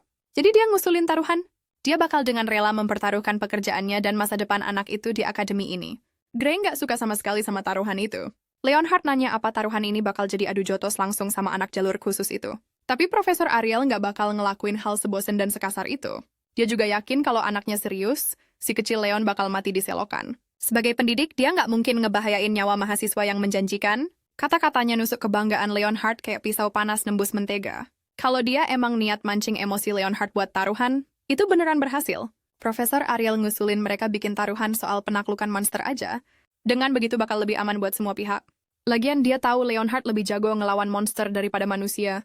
Detailnya simple. Kedua peserta harus ngebunuh monster yang dia pilih sebagai target. Setiap ronde, monster target bakal makin kuat. Siapa yang nyerah duluan dan gagal naklukin target, dia kalah. Kalau anaknya kalah, dia bakal dengan senang hati pensiun dari jabatannya sebagai profesor, dan dia bakal ngeluarin semua mahasiswa jalur khusus di bawah asuhannya. Tapi, kalau si kecil Leon kalah, dia harus ngelakuin apapun yang disuruh. Saya tahu banyak dari kalian bakal nerima jadi budak profesor berambut merah itu dalam sekejap. Sebelum nerima, Leonhard nanya apa monster target pertamanya. Meskipun dia yakin bisa ngatasin dan ngalahin lawan manapun, dia lebih milih nggak kejebak sama hal aneh-aneh. Setelah sedikit pertimbangan, dia nemuin target pertama yang sempurna. Dia mau kepala Jenderal Ogre ada di mejanya. Kalau itu terlalu gampang buat si kecil Leon, dia bakal dengan senang hati naikin tingkat kesulitannya. Tapi berdasarkan reaksi orang banyak, kayaknya nggak perlu. Pas semua orang bilang permintaannya berlebihan, Gray lagi coba mikir kenapa dia milih Jenderal Ogre, monster yang udah pernah dia kalahin. Leon di sisi lain mukul podium. Dia dengan keras berargumen kalau Jenderal Ogre itu bukan monster yang bisa ditaklukin sendirian. Lihat si pirang protes, dia nurunin tingkat kesulitan dan nentuin batas waktunya setahun penuh. Si kecil Leon tetap nggak mau ikut main. Dia berargumen kalau ada orang yang bisa ngebunuh monster level bencana sendirian, cuma dengan latihan setahun, orang-orang nggak bakal menderita. Kalau mereka mau ngelanjutin taruhan konyol ini, si pengecut ini nuntut target yang lebih realistis. Terus dia sadar kalau wanita pintar ini sengaja milih monster yang nggak bisa dikalahin siapapun, jadi mereka bisa ngakhirin taruhan tanpa pemenang yang jelas. Karena dia terus ngomel, Profesor Ariel ngalah dan nambahin satu syarat lagi ke taruhan. Kalau hasilnya seri, si kecil Leon menang. Dengan kata lain, kalau anaknya gagal ngalahin Jenderal Ogre dalam setahun, dia bakal dengan senang hati mundur dan ngeluarin semua murid khususnya dengan semua syarat buat ngasih Leon keuntungan sebanyak mungkin. Dia bakal kelihatan kayak pengecut kalau masih nolak juga. Si Lloyd Forger KW harus sadar kalau dia lagi dipermainkan dan hasilnya udah ditentuin. Tapi dia kebawa sama manipulasi si profesor, terpaksa nerima taruhan yang kelihatannya udah pasti. Buat mastiin, dia nanya apa Jenderal Ogre yang udah lemah atau luka bakal dihitung. Sudah jelas monster itu harus dalam kondisi bertarung alaminya buat nyelesain kesepakatan. Mata di bawah kacamata berlensa satu profesor itu bersinar pas sihirnya ngebentuk sebuah kontrak. Semua detail udah dicatat dan dicetak di kontrak sihir itu. Si kecil Leon tinggal tanda tangan aja kalau udah siap. Dengan seluruh dosen dan mahasiswa baru lainnya sebagai saksi, dia dengan sukarela nanda tanganin namanya di dokumen gaib itu. Setelah finalisasi kesepakatan, dia dengan ragu bertanya, apakah anak yang diterima lewat pintu belakang itu benar-benar bisa menang? Profesor Ariel tidak mau repot-repot memberinya jawaban langsung. Para profesor lain hanya menonton di kursi mereka, tampaknya sudah terbiasa dengan kejenakaan rakun berambut merah tua itu. Mereka semua melihatnya sebagai penyihir yang sudah melewati masa jayanya, bosan dan hanya melakukan hal-hal acak untuk iseng. Di kursinya, Gray menghela napas pasrah saat taruhan untuk menentukan masa depannya diresmikan di luar kendalinya. Dia juga memperhatikan bahwa Saria sengaja menyusun syarat-syaratnya untuk memasukkan Jenderal Ogre yang dia bunuh dalam jangka waktu tersebut. Taruhan ini sudah selesai. Saat dimulai, Profesor Ariel mempermainkan Leon dan semua orang, dan Gray adalah satu-satunya yang melihatnya. Dia emang main kotor, tapi punya orang kayak gitu di pihakmu itu keuntungan besar. Setelah kekacauan taruhan, upacara penyambutan selesai dan para mahasiswa baru digiring ke kuliah pertama mereka, dasar-dasar sihir. Profesor yang ngajar di kelas itu ngakuin kalau agak aneh mulai kuliah di hari pertama banget. Dia mau murid-muridnya terbiasa sama ritme di akademi ini. Mereka nggak bisa buang-buang waktu sehari pun. Hari ini mereka bakal mulai dari dasar paling dasar penggunaan sihir sederhana. Di dalam tubuh manusia ada energi tak kasat mata yang disebut ether. Seseorang bisa ngendaliin sirkuit sihir di tubuh dan ngebuka kekuatan yang nggak terhitung jumlahnya. Gray awalnya takut nggak bisa ngikutin kelas, tapi kuliah pertama ini kelihatannya bisa diatasi. Dia udah dengar penjelasan yang sama pas di camp pelatihan penaklukan. Tapi dia sial sama pembagian kelasnya. Dari semua kelas pengantar sihir, dia malah sekelas sama Leonhard Apias.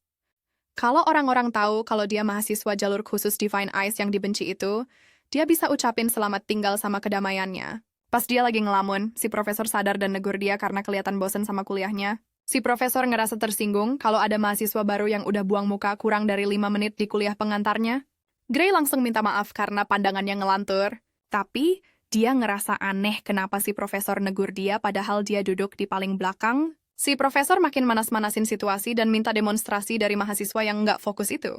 Kalau dia kelihatan bosen di kelas pengantar, berarti dia bisa make sihir dasar, kan?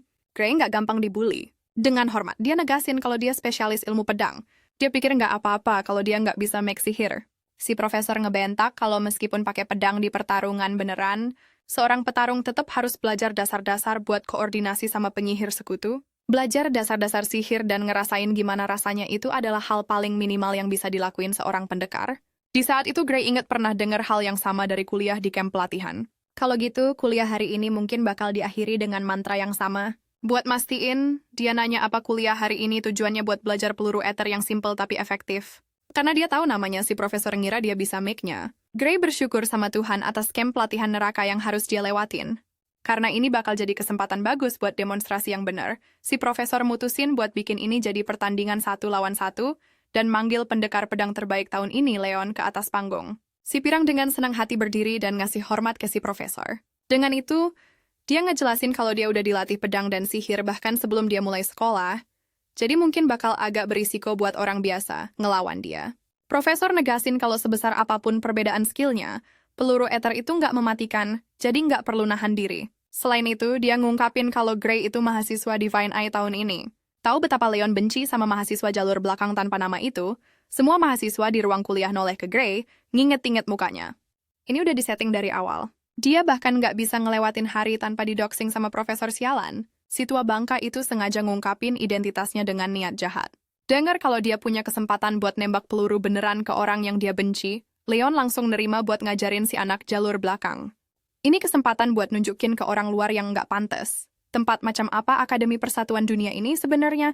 Dengan urat nadi yang nonjol karena marah, dia nyuruh Gray buat turun. Ini bukan hari pertama yang seharusnya dialamin protagonis kita. Di panggung, mereka berdiri berhadapan sementara si profesor provokator ngejelasin aturannya. Dia bakal ngasih aba-aba, dan kedua belah pihak bakal nembak peluru ether ke lawan mereka.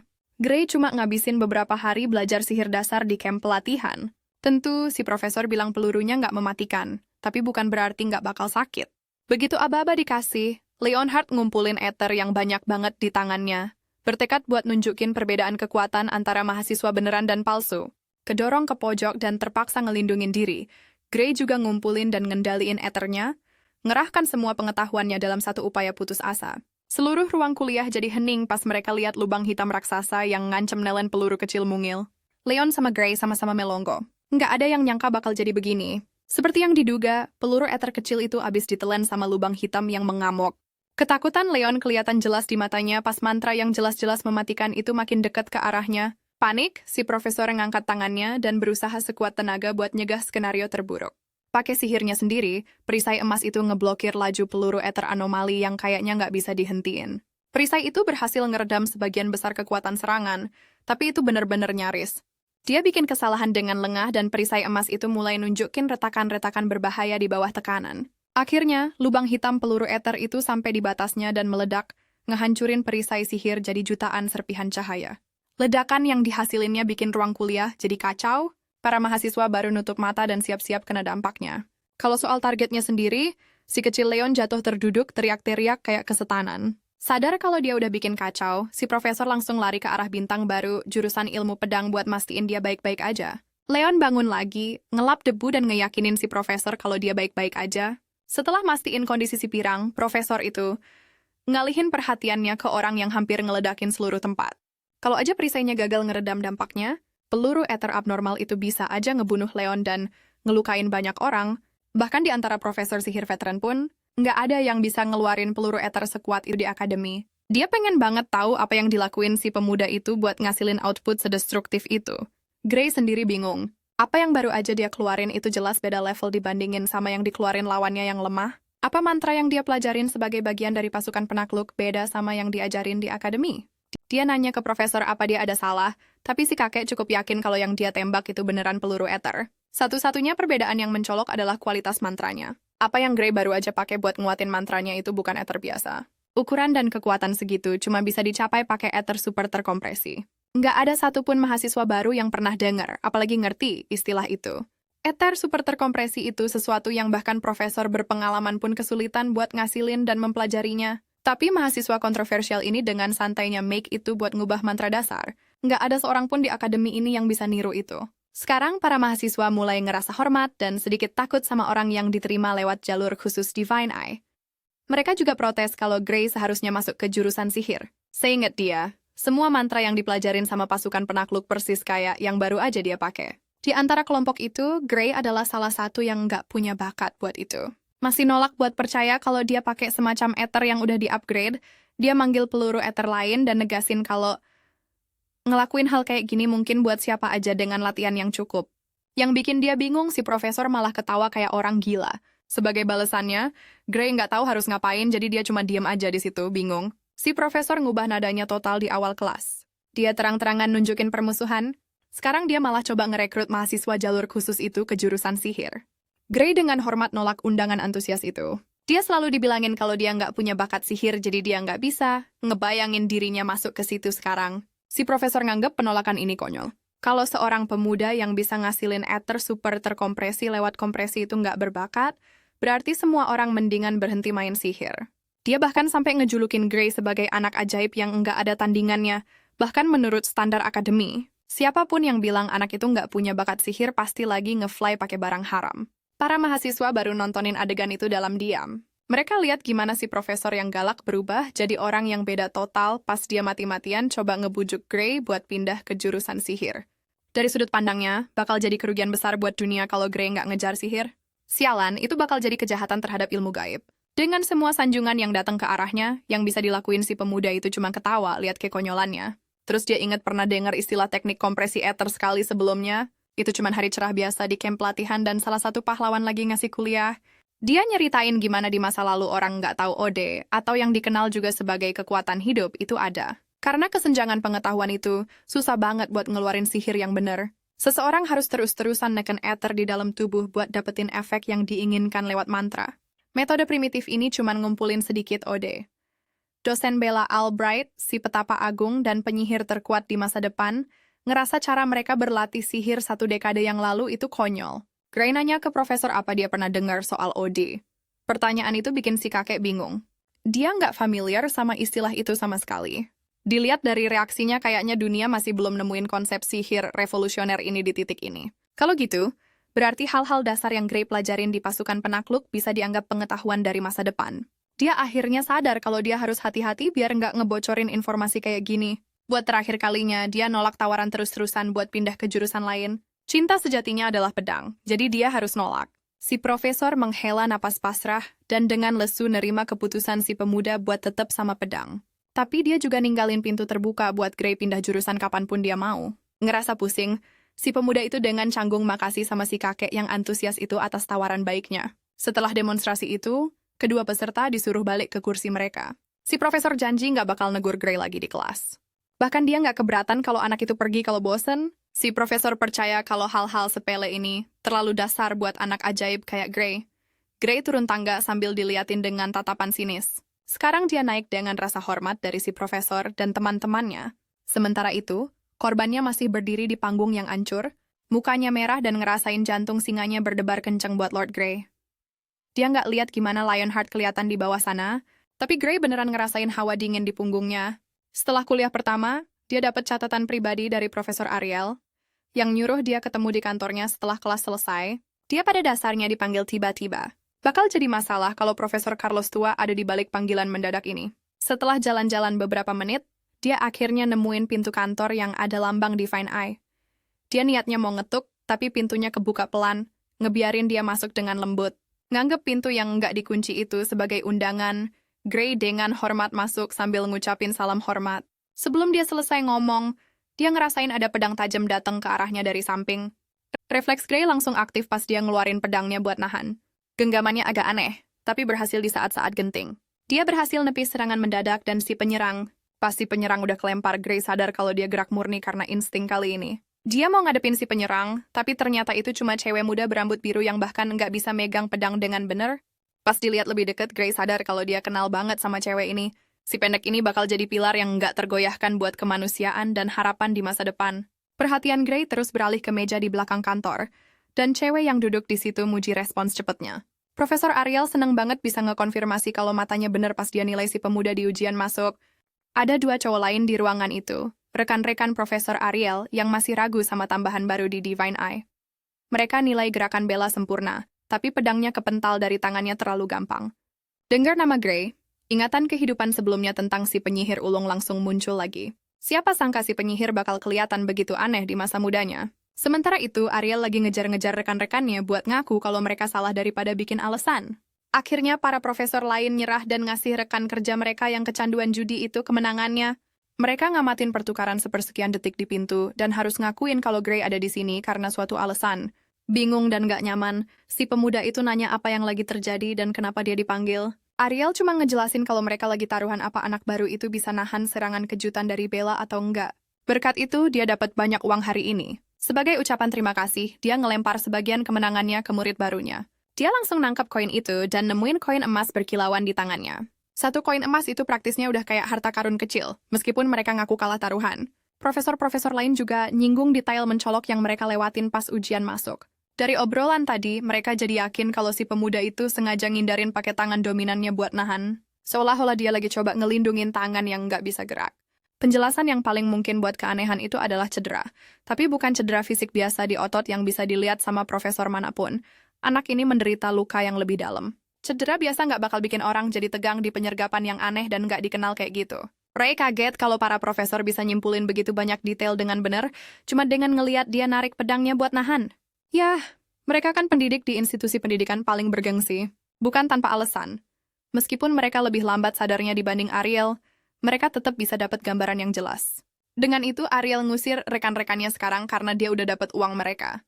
Mereka kelewatan penemuan langka dan dia nggak bakal nyerahin Gray buat sekarang. Para profesor dengan senang hati bakal ngakuin kalau anak itu punya potensi. Tapi kalau lukanya nggak sembuh dan terus memburuk, Gray bakal tetap jadi orang yang gagal memenuhi standar akademi tapi diterima juga. Dia nggak suka sama sekali sama cara ngomong profesor itu yang mengancam. Pas para profesor yang skeptis ninggalin kantor, cuman Ariel dan murid-muridnya yang tersisa di dalam tanpa ada gangguan. Saatnya memulai agenda sebenarnya dari panggilan ini. Dia memanggilnya hari ini untuk membahas topik sihir. Setelah menyajikan teh aromatik, Profesor Ariel mengulangi apa yang dia dengar terjadi di kelas Profesor Carlos. Dia tahu dari pria itu sendiri, si bodoh yang gigih itu menyerbu ke kantornya, menuntut transfer anak baru itu ke jurusan sihir.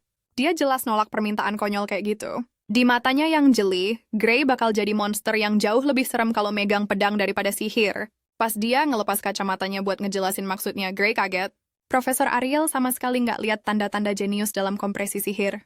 Dia bahkan nggak nunjukin tanda-tanda pernah latihan sihir. Di level yang lebih dalam, Gray ngerasa agak nggak nyaman setelah di-scan dan dibaca kayak buku kebuka sama mata aneh itu.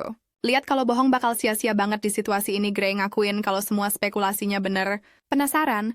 Dia dengan lembut nanya apa dia mau nge-share trik yang dipakai buat ngeluarin peluru eter lubang hitam itu.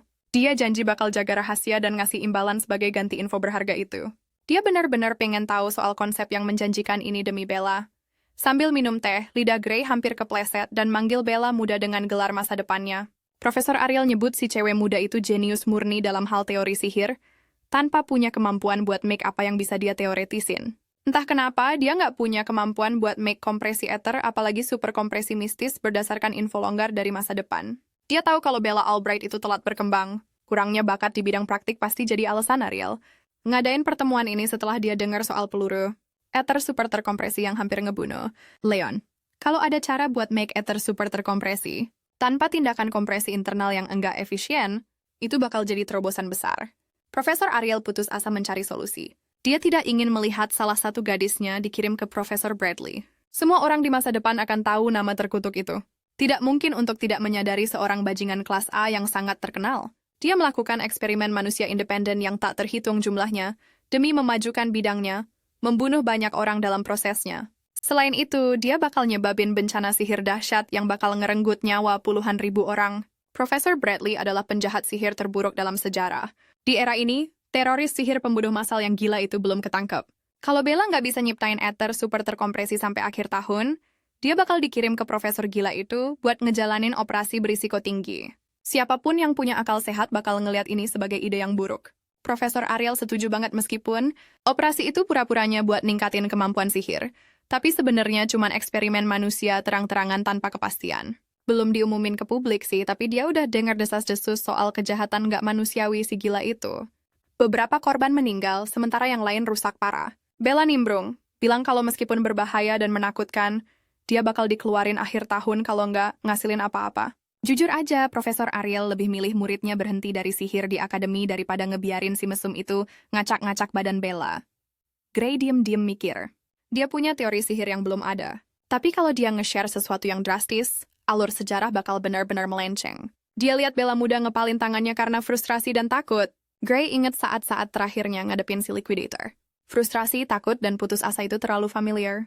Dia cuma umpan meriam, dilatih buat tumbang dalam satu tembakan, penonton yang enggak berdaya, sementara para pahlawan yang seharusnya nyelamatin dunia malah dipotong-potong kayak daging seger. Yaudah, tahu masa depan yang nungguin dia kalau dia nggak ngelakuin apa-apa, kenapa dia nggak mau ngubah alur sejarah? Tempat neraka yang orang sebut masa depan itu jauh lebih baik kalau diubah. Pas tehnya abis, dia udah setuju buat coba ngajarin Bella sebaik mungkin. Dia bakal bisa make ether super terkompresi dalam waktu singkat. Setelah pertemuan, mereka bertiga pergi ke arena. Pas matahari mulai terbenam, Gray ngeluarin papan tulis dan coba sebisa mungkin ngejelasin apa yang dia pelajarin dari kuliah di camp pelatihan. Setelah meres semua yang dia ingat, dia minta para cewek buat nyimpen informasi istimewa ini buat mereka sendiri. Kebocoran informasi nggak bakal jadi masalah karena si profesor udah nyiapin kontrak sihir sebelumnya. Siapa yang ngelanggar kontrak bakal mati. Setelah ngasih penjelasan, Gray nanya apa pendapat mereka soal teori itu. Cuman belajar soal konsep OD aja udah cukup bikin Profesor Ariel pusing. Tapi pengetahuan sihir yang dia ungkapin lebih absurd lagi. Bella muji penjelasannya singkat tapi terorganisir. Dia ngerasa kayak lagi dengerin kuliah sihir dari ratusan tahun di masa depan, dengan Bella cuma dengerin dan nyerap semua informasi itu. Sejarah sihir udah maju 100 tahun. Di ruangan ini dia terus-terusan ngomongin soal kemajuan sihir seabad. Tapi Gray sendiri belajar semua konsep dasar ini dari si penyihir dewasa, cuma 10 tahun dari sekarang. Ini bukti kejeniusannya. Ada banyak informasi yang bahkan Profesor Ariel gagal nilai dan pahamin dengan benar, jadi dia nyerahin ke anak ajaib sihirnya. Menurut perkiraan kasar Bella, ada kemungkinan besar teorinya benar. Nggak ada konsep yang bertentangan sama teori sihir yang dipakai dunia sekarang, tapi cara tercepet buat mastiinnya adalah dengan nyobain langsung. Makanya mereka nguasain arena dari awal, kalau teorinya benar. Mantra yang Bella siapin dadakan seharusnya berhasil. Sambil megang tongkat di kedua tangannya, dia percaya sama ajaran Gray dan ngeluarin semua kekuatannya. Kedengerannya nggak bagus. Kalau dia inget benar, kekuatan Bella Albright katanya bisa ngebakar seluruh kota dalam sekejap. Dia praktisnya senjata pemusnah massal. Lagi pula, dia terkenal karena nggak bisa ngendaliin output sihirnya yang kuat. Hari ini pasti jadi hari di mana dia nyaksiin pertunjukan dominasi legendaris itu. Bahkan Bella pun kaget lihat apa yang baru aja dia mulain. Api raksasa yang membara nyembur keluar dan kabur dari tengah arena ke awan. Gray coba ngingetin dia soal ide nekat ini, tapi udah telat. Tiang api berdiri tegak, dengan si penyihir muda di dasarnya nahan lingkaran sihir yang mengesankan. Kekuatan yang luar biasa ini berdiri di puncak sihir di kehidupan masa lalunya. Kalau Bella nggak ngendaliin mantranya sedetik lebih awal, dia bakal ditelan sama api itu. Manipulasi elemen yang halus itu benar-benar nyelamatin nyawanya. Nggak peduli sama ketakutan orang lain, Bella berseri-seri kegirangan. Dia akhirnya berhasil. Dia ngejembatanin kesenjangan antara bakat teoretis dan praktisnya. Mendorong dirinya lebih keras lagi, dia lanjut ngejinakin tiang api itu, ngebentuknya jadi naga api yang mengaum. Untuk pertama kalinya dalam hidupnya, dia merasa sihir itu menyenangkan. Dia terbawa suasana dan dengan cepat kehabisan tenaga. Apinya padam dan dia langsung merasakan efek samping dari ujiannya. Saat cadangan eternya mengering, kakinya menyerah dan dia kehilangan kesadaran. Tongkatnya jatuh ke lantai dan begitu pula tubuhnya. Khawatir, Gray lari ke cewek yang pingsan itu sementara si profesor nyuruh dia tenang. Pingsan ini kasus klasik kehabisan eter. Bella cuma butuh istirahat sebentar dan dia bakal balik 100% lagi. Dengar itu ngehilangin kekhawatiran Gray.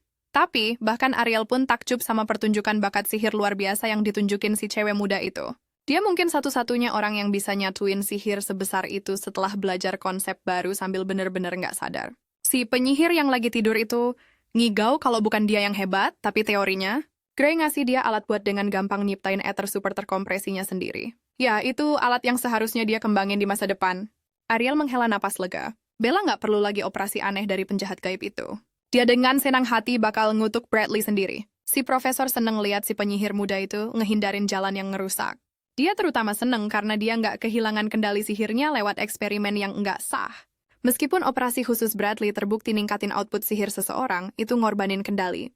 Gimana cara kerjanya persisnya masih misteri, tapi kemungkinan besar si gila itu nemuin cara buat maksa ngerusak limiter seseorang. Sekarang jadi masuk akal kenapa si penyihir di dunia masa lalu dikabarin jadi senjata pemusnah massal yang nggak terkendali. Pokoknya, kemajuan besar hari ini nggak mungkin terjadi tanpa bantuan Grey. Syarat-syarat kontrak mereka udah dipenuhin. Sekarang giliran si profesor buat nepatin kewajibannya yang tertulis di kertas sihir. Pertama-tama, dia janji bakal ngurusin lengannya. Ada mantra sihir di gudang senjatanya yang mungkin bisa bantu. Sambil ngulurin tangannya, dia manggil kupu-kupu transparan yang tak terhitung jumlahnya dari eter murni. Mereka terbang di sekitar arena pas dia dengan lembut nyentuh tangan muridnya. Saat bersentuhan, eter di sekitar area itu berputar dan bergerak, menyatu di titik hubungan selama beberapa detik. Grey menerima sentuhan penyembuhan itu dengan terbuka. Setelah itu, dia mencoba mengepalkan tangannya yang terluka dan merasakan perbedaan kenyamanan yang drastis dibandingkan sebelumnya. Dia akhirnya bisa menggerakkan tangan dominannya lagi. Itu adalah kemajuan pesat. Dengan semangatnya yang membara, dia dengan sepenuh hati berterima kasih kepada profesor karena telah menyelesaikan salah satu masalah terbesarnya. Bahkan ramuan penyembuh sihir pun tidak bisa menyembuhkan luka misteriusnya, namun sentuhan ringannya berhasil. Dia membual bahwa sihir pemulih sarafnya bahkan tidak boleh disebutkan dalam satu kalimat dengan ramuan penyembuh sihir biasa. Sebelum mereka terbawa suasana, dia ingin memastikan bahwa dia benar-benar kembali 100%. Buat ngetesnya, Grey harus coba ngayunin pedang buat cari tahu. Buat pertama kalinya dalam waktu yang lama, dia nyentuh gagang pedangnya pakai tangan dominannya. Dia ngelakuin tarikan cepat dan nebas pedangnya dengan santai. Langsung aja dia sadar ada sesuatu yang aneh, meskipun lengannya katanya udah pulih total. Buat mastiin, dia nurunin kuda-kudanya dan ngelakuin gerakan-gerakan pedangnya buat lihat gimana rasanya. Yang bikin dia kecewa, tangan kanannya nggak berasa seluas dulu. Profesor Ariel udah ngira bakal kayak gini. Dia mungkin udah benerin sarafnya sampai sempurna, tapi sihirnya nggak bisa nyembuhin luka di jiwa si pemuda itu. Dengar dia nyebutin jiwa, bikin Grey bingung. Meskipun pengetahuan sihir sekarang belum ngebuktiin adanya jiwa manusia, Ariel yakin banget kalau itu ada. Lagian dia bisa ngelihatnya pakai mata spesialnya ini. Di balik kacamata berlensa satu yang berkilauan itu ada mata yang bisa lihat segalanya. Sekarang dia bisa lihat jiwa Grey pelan-pelan nyembuhin dirinya sendiri seiring waktu. Dia berteori kalau selama dia nggak terlalu maksain diri, dia bakal pulih secara alami. Dia dengan polos nanya apa latihan ilmu pedangnya termasuk maksain diri. Si profesor ngejawab nggak. Dia bisa latihan normal. Daripada itu dia nanya ilmu pedang macam apa yang dia latih sampai bisa ngerusak jiwa separah itu. Tapi lagi-lagi, ilmu pedang yang pakai jiwa sebagai bahan bakar itu bukan ide baru. Malah, dia kenal seseorang yang punya kemampuan yang sama. Amy White adalah murid lain dari jalur penerimaan khusus Divine Eye. Dia pikir pasti ada hubungan antara kedua muridnya ini. Grey terguncang dan bingung kenapa Profesor Ariel berpikir begitu. Dia bahkan belum pernah bertemu dengan master pedang masa depan di timeline ini. Ariel mengira Grey mengenal Amy. Berdasarkan cara dia memegang pedangnya, itu memberi kesan bahwa dia mempelajarinya dari kutu buku pedang itu. Dipikir-pikir lagi, si profesor emang sadar ada sedikit perbedaan. Rasanya orang yang ngajarin dia main pedang itu versi yang jauh lebih ahli dari Amy kecil. Dia ngira dalam beberapa tahun Amy bakal seahli gurunya Grey. Kemampuan deduksinya serem banget. Matanya bisa lihat detail-detail kecil dan dia bisa ngartiinnya dengan ahli. Grey negasin kalau dia belajar megang pedang di dojo kampung halamannya, yang sebenarnya nggak bohong. Buat sekarang dia harus ganti topik atau berisiko ngebocorin rahasianya. Balik lagi ke soal jiwa yang rusak dan ilmu pedang. Teknik biasa nggak mungkin bisa nyambungin dua konsep nggak berwujud ini. Buat mulai, dia sadar banget kalau Grey punya jurus rahasia yang bisa ngalahin Jenderal Ogre, pasukan Ogre, dan semua yang ada di sekitarnya dengan satu tebasan. Dia udah ngerjain PR-nya, berkat pencapaian absurd Grey. Taruhan yang dia usulin sama si kecil Leon di upacara penyambutan itu kemenangan gratis. Ariel diliatin beberapa sisa-sisa yang tertinggal di lokasi dan nganggapnya luar biasa. Bahkan sihir pemotong paling canggih pun nggak bisa ngasilin tingkat presisi dan mematikan kayak gitu. Kekuatan misterius di dalam Grey itu, apapun itu nyebabin luka di jiwanya. Dia bisa lihat itu dengan matanya. Ariel bisa nembus jiwanya dan ngintip kekuatan yang bocor lewat pintu berantai. Dengar dia ngomong gitu bikin Grey percaya. Pintu berantai adalah gambaran yang terus-terusan muncul di pikirannya. Ini bukan sesuatu yang bisa ditebak-tebak. Wanita ini beneran hebat. Tapi Ariel pernah lihat kekuatan yang mirip sama punya Grey sebelumnya. Meskipun nggak 100% sama, mereka punya vibe yang mirip banget. Penasaran, dia nanya apa ada orang lain yang punya kekuatan misterius yang mirip sama punya dia. Dia tahu satu yang cocok sama deskripsinya, tapi dia nggak 100% yakin apa mereka manusia atau bukan. Profesor Ariel nyebutnya si Liquidator. Liquidator yang sama yang ngebawa akhir dunia. Dilihat dari reaksinya, dia bisa tahu kalau anak itu pernah dengar soal mereka. Pikiran Grey jadi kacau.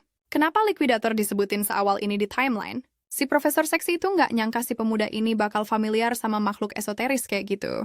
Tapi ya, dia tahu semacam teori sihir futuristik, jadi nggak begitu mengejutkan. Gray ngerasa agak canggung, dibilang punya teori revolusioner padahal dia cuma ngulang apa yang dia pelajarin dari si jenius beneran. Penasaran Ariel neken dia soal seberapa banyak yang dia tahu soal yang disebut Liquidator itu. Jujur aja dia nggak tahu banyak, tapi dia yakin kalau Liquidator itu ancaman yang sangat berbahaya buat umat manusia.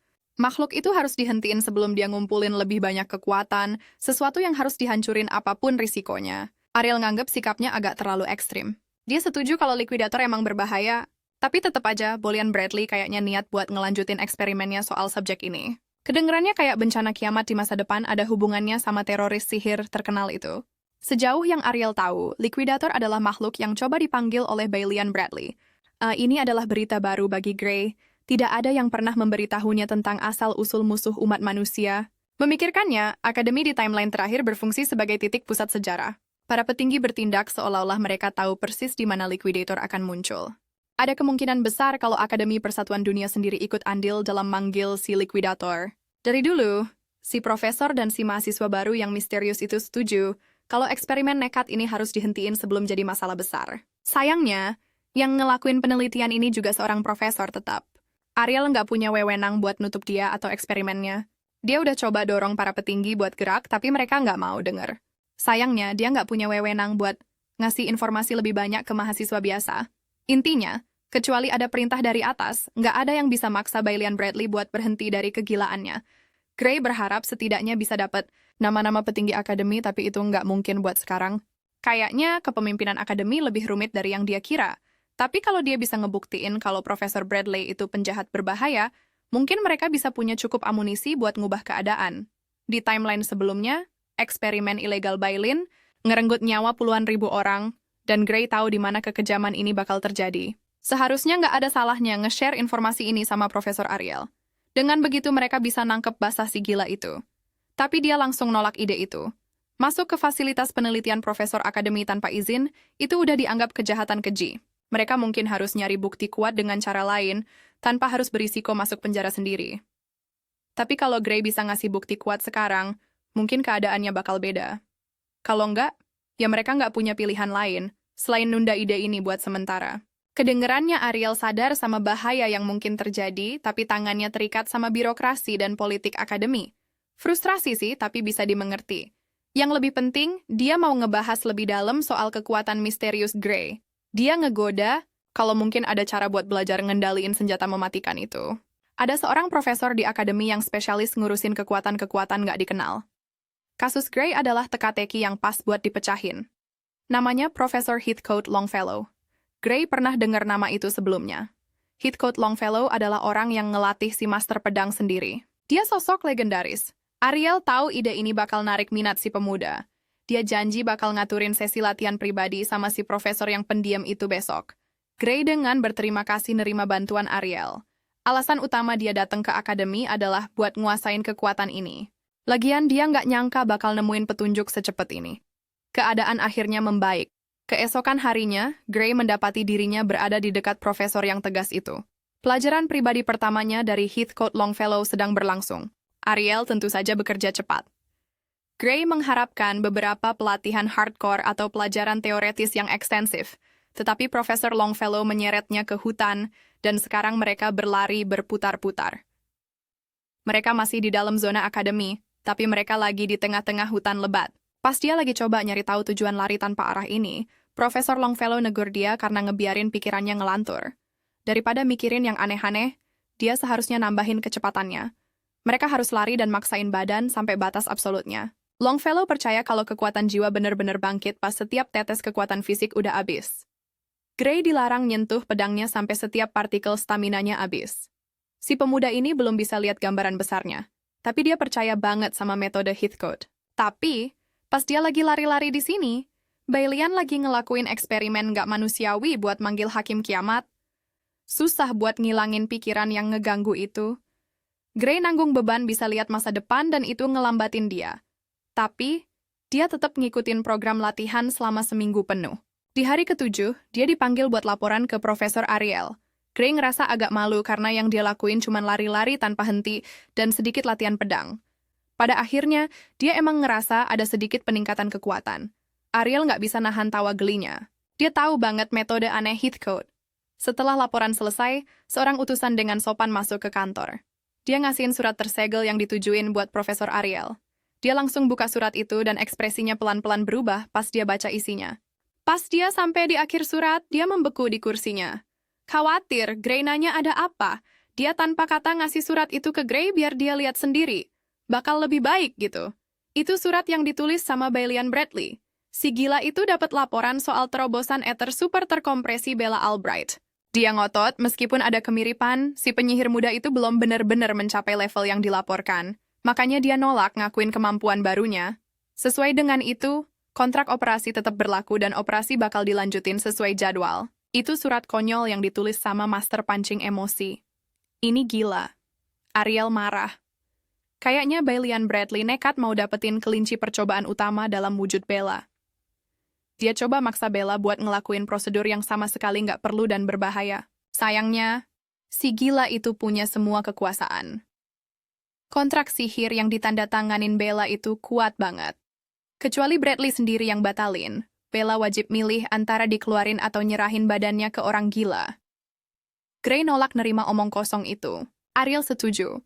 Surat ini nyulut api di bawah pantatnya buat bertindak tanpa peduli birokrasi. Dan dia butuh bantuan Gray. Dia mau tahu lokasi lab rahasia Bradley.